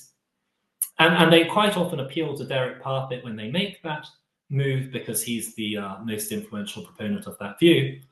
However, as Parfit himself stresses, if that's right, at least according to him, there is no deep sense in which you survive over time. And although we can talk about it still being you in the future, it isn't you in any sense you can rationally care about. Now, obviously, if that were the case, that would totally undermine the transhumanist advertising campaign, where it's meant to be really you in a deep sense. Mm-hmm. Now, it's really important that there are people who agree with Parfit that personal identity is reducible to these patterns of causation and continuity, but who have tried to defend the view that it still matters, it's still you in an important sense. In my work on this, I've urged that, well, I actually find those arguments very unconvincing, but even if they succeed, they are arguments to which transhumanists can't appeal, because they presuppose that the kind of radical changes that mind uploading, etc., would involve are not available to us. So in short, I think transhumanism here plausibly can be accused of committing a kind of bait and switch. When they're putting forward the idea of this techno-utopia, they're presupposing one understanding of personal identity, but when they explain how it's possible, they switch to another. These two views are incompatible, so the transhumanist idea, as usually presented, is self-contradictory. I think there might be some awareness of this in the transhumanist movement. I'd love to claim credit for that, but I think it's pretty implausible. But I claim it nonetheless.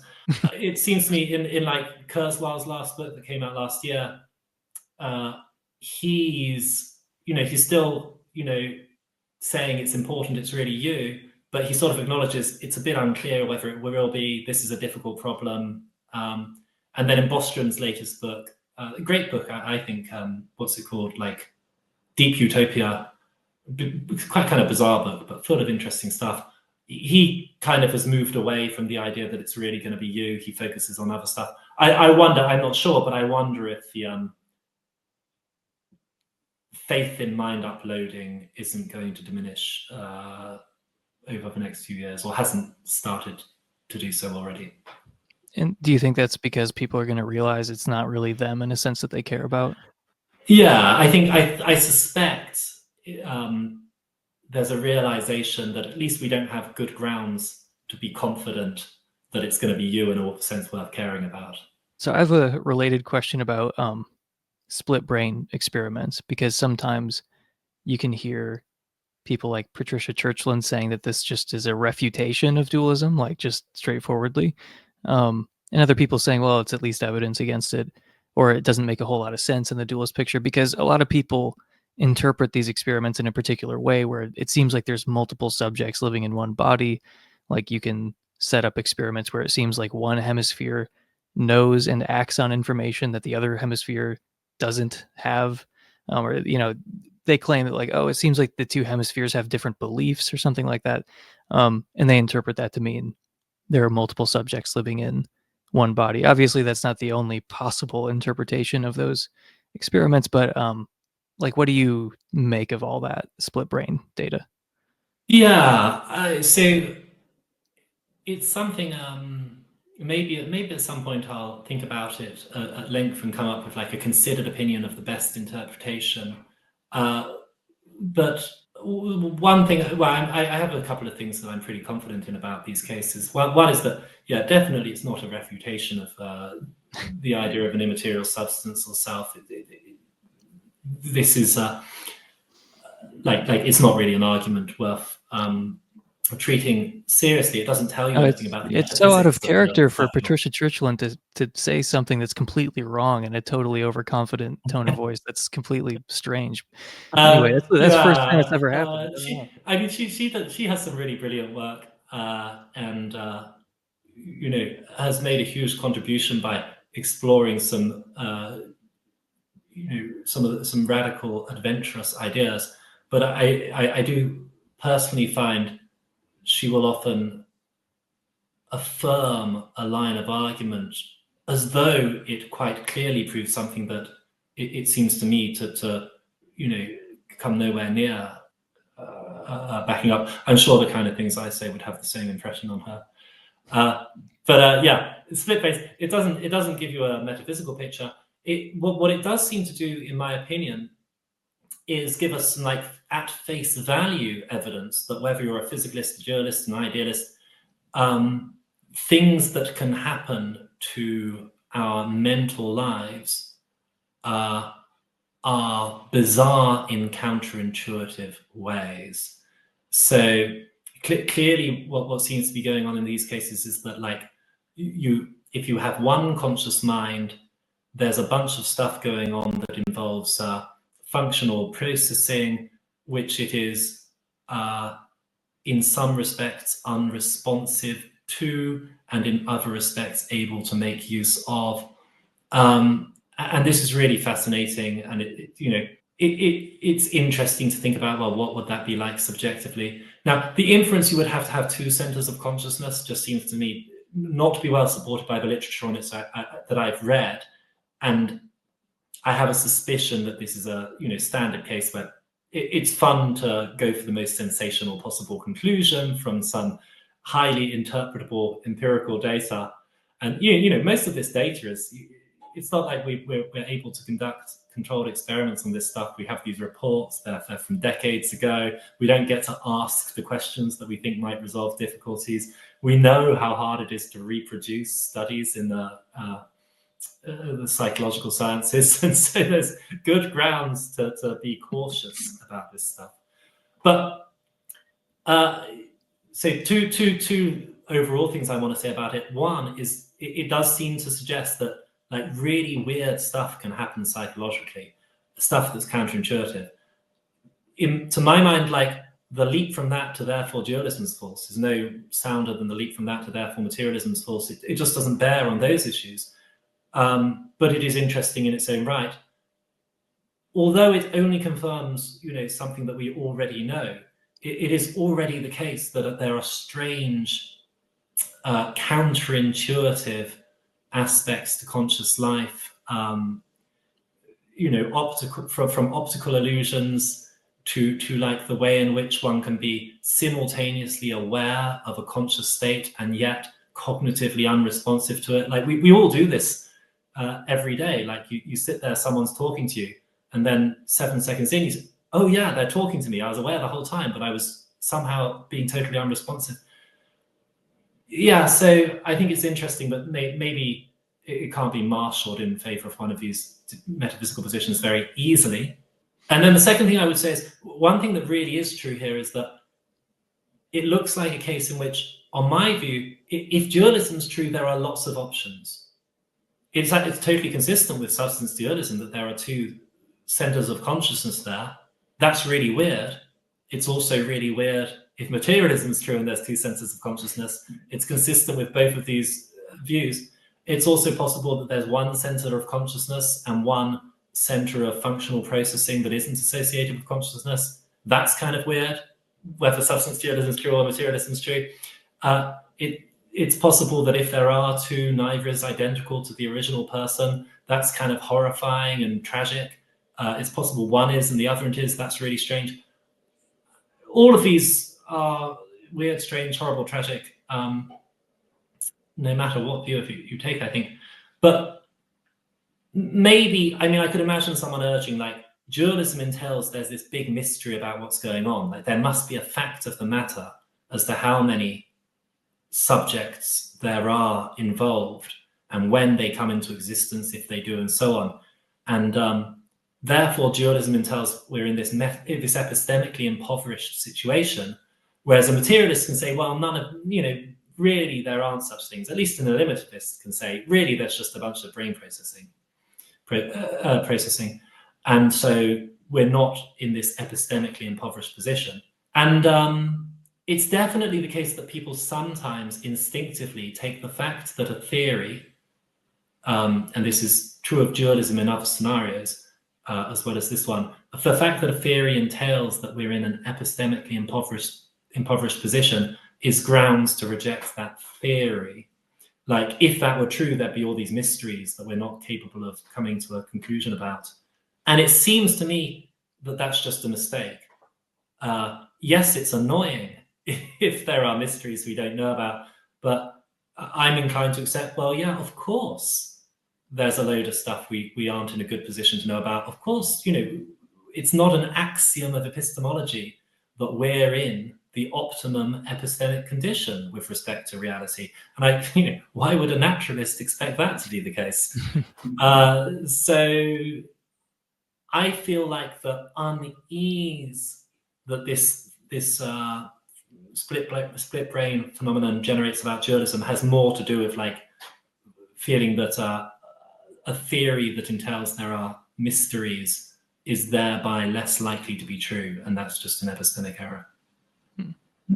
Yeah, and I mean, one thing I would say in opposition to the materialist perspective, and this isn't a knockdown argument or anything, but don't you find it a little surprising on materialism that you apparently don't even need a whole brain to be conscious?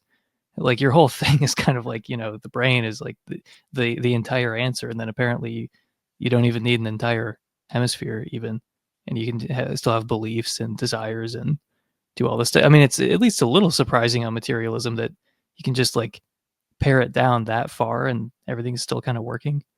I think that's interesting. I mean, I wouldn't put much pressure on that argument, but I certainly think like if dualism were fashionable in the way that materialism is, and were considered the scientific view in the way material, then people would definitely be putting forward that argument, saying, well, of course, look, you can cut the brain in half, and yet the person stays conscious. Obviously, the mind is in the brain. Exactly. Yeah. Okay. I have there are so many things we could keep talking about, but it's already super late over there for you. And you've already been really generous with your time. So I'll restrict myself to one more question and not all the other stuff I want to ask about ghosts and my psychological profile and my soul. We'll do that on another occasion, maybe. That would be fine with me. I would love to keep talking at some point. And there's a lot of your work, I started, because in the book you reference other papers you've written. I started looking into those, and I found even more things I wanted to talk to you about. So we could maybe talk about something there. But okay, so before I let you go, I just wanted to ask about whether souls can be destroyed on your view. Like, is the soul eternal? Did it always exist in the past? Is it always going to exist in the future? And also, do you take a position on creationism versus traducianism, I think it's pronounced? And if you could explain what those are. Well, yeah, I think traducianism is the idea that you inherit your soul from your parents, and creationism is the view. In this context, it's not like young Earth creationism. It's the view that the soul is created, or if one weren't a theist, one might think of it as the view that the soul comes into existence at some point, between conception and birth, something like that. And obviously, if you think the soul is eternal, you certainly can't be a creationist. Maybe you can't even be a traducianist. You have to think that the soul was there even before your most distant ancestors. This is a really interesting topic. The first great mind-body dualist in the Western tradition is Plato, who is very strongly inclined to argue for the soul being eternal, pre-existing the body, having existed forever and going to exist forever. And you get closely related views in the classical Indian tradition. There's good reason to think that Plato might well have been influenced by that, all that stuff about the cycle of reincarnation and needing to escape it.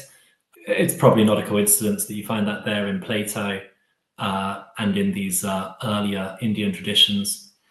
I mean, obviously you get it in the Pythagoreans and Orphics in Greece as well, but it's probably that Plato gets it from them, and they plausibly get it from Jain merchants or something like that. So you have this, pretty prominent idea that if there's an immaterial mind or soul, it's eternal in nature. But then you also get, these prominent traditions, certainly in Orthodox, at least Orthodox Western Christianity, the standard view is that the soul is created. I think then this is maybe one of the things that Luther opposed, saying it's inherited, not created. So you get a range of views in the tradition of substance dualism. I don't have a strong opinion on this. It certainly seems to me to just follow from substance dualism that the non-existence of the soul after bodily death is not an inevitability, and the non-existence of the soul prior to conception or birth is not an inevitability. However, it seems to me we have really good empirical evidence for thinking that the continuation of your conscious life, at least contingently, depends on a bunch of stuff going on in your nervous system.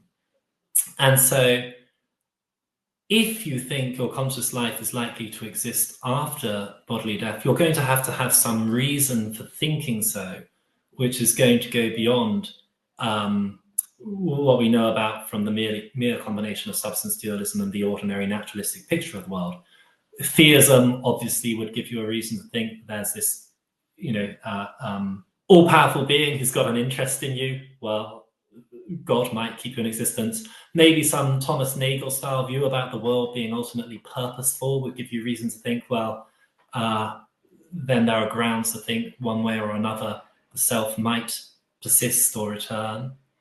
But it doesn't seem to me to be obvious that should be the case. It's totally coherent that your conscious life should be finite, so far as I can tell.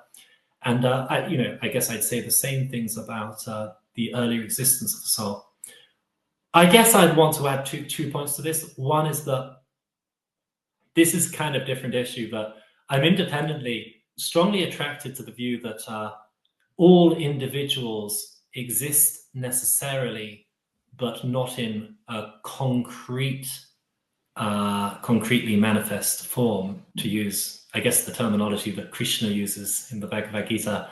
I feel like I came to this view quite independently, but subsequently realized this is what Timothy Williamson has in mind by his necessitarianism. There's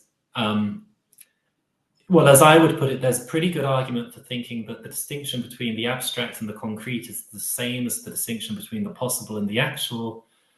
And because possibly P entails necessarily possibly P, the fact that any individual's existence is possible means that in the broadest sense of it necessarily is. It can be quantified over you, Emerson Green, are part of the necessary structure of reality, not your current experiences, but your essence. Because you are actual, you're possible, and because you're possible, you're necessarily possible.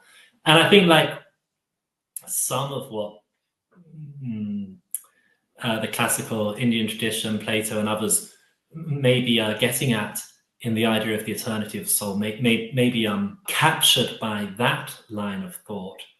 I've not expanded on my ideas about this at length, because I'm constantly doing other things I don't know.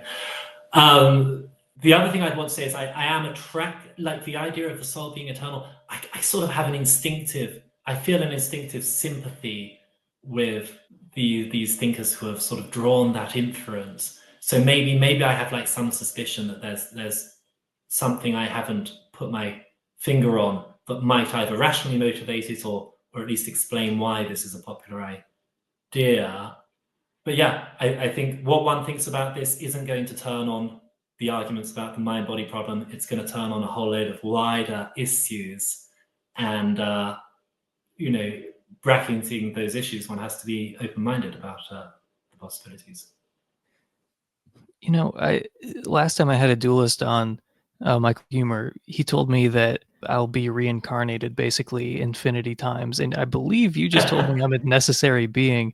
So I kind of like having dualists on. They tell me tell me a lot of interesting. Yeah, that's great. That's great. I don't know how Michael Humer knows that you're going to get reincarnated all these times. I'd love to know how he knows that. But he's got that paper on reincarnation. It's sort of, he thinks the universe is past eternal and future eternal, and that's part of it.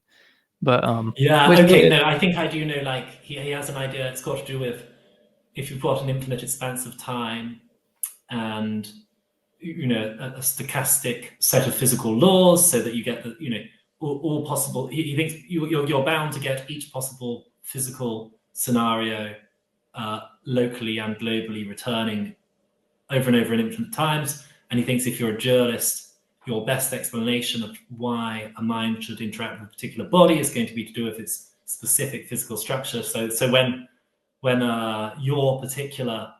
that particular physical structure returns, your soul's going to return. All right, I don't know if it depends on that part of it specifically, but it's pretty cool. And quite often an argument like that sounds somewhat tenuous when you first hear it, and then you really puzzle over it and you think, oh my god, it's actually it's watertight. Yeah. No, I think it's a little bit more to do with this, because he does think that souls are eternal, and I don't know if he's specifying like something that is physically similar to you has to obtain in order for you. Okay, I might misremember or misunderstand. Maybe it is, but I thought he was saying that like as long as your soul is attached to as long as it's causally connected to somebody, then you have been reincarnated, because what you really are is a soul. So even if you're reincarnated as like an elephant or something, you still exist again. But how does he know then that you're bound to be reincarnated? I think because it's happening right now, because you're embodied right now, he thinks it's going to happen infinite times, and already has happened like infinite times. Is this an abductive inference? I don't know. I don't get the argument. I don't think I've been reincarnated a billion times, but I don't know. I haven't read the paper, but because there are some people who will say that kind of thing in other contexts where it's like, if it's possible and you have infinite time, then it's going to happen infinite times. And I've never been able to see why that's the case, or why they're saying that. But I think it's that kind of inference, but I don't want to misrepresent him. Yeah. It might depend on the setup a bit. I think if you have like random variation, then any possibility has a probability that you can prove to be mathematically identical to 1. But it's a bit tricksy because it's also like this is meant to be somehow consistent with it also possibly not happening. But yeah, I can see the kind of line of reasoning that might be in play. Yeah. Wait, did you say I was a necessary being though? I did say that, yeah. Okay, cool. Well, I think on that note, I'm glad to I accept. I have one friend who calls himself Necessary Being as a screen name. But he considers himself to be the foundation of reality, whereas I don't think I'm the foundation of reality, even if I am a necessary being. But it's a really modest point to end on. Not enough people compliment me for my modesty, so I'm glad to finally hear someone do it. But thank you so much for coming on and for writing the book. We've reached Joe Rogan levels of podcasting. Yeah, and thank you to anyone who's made it this far through the conversation. All right. Well, thank you again, and I'll see you next time.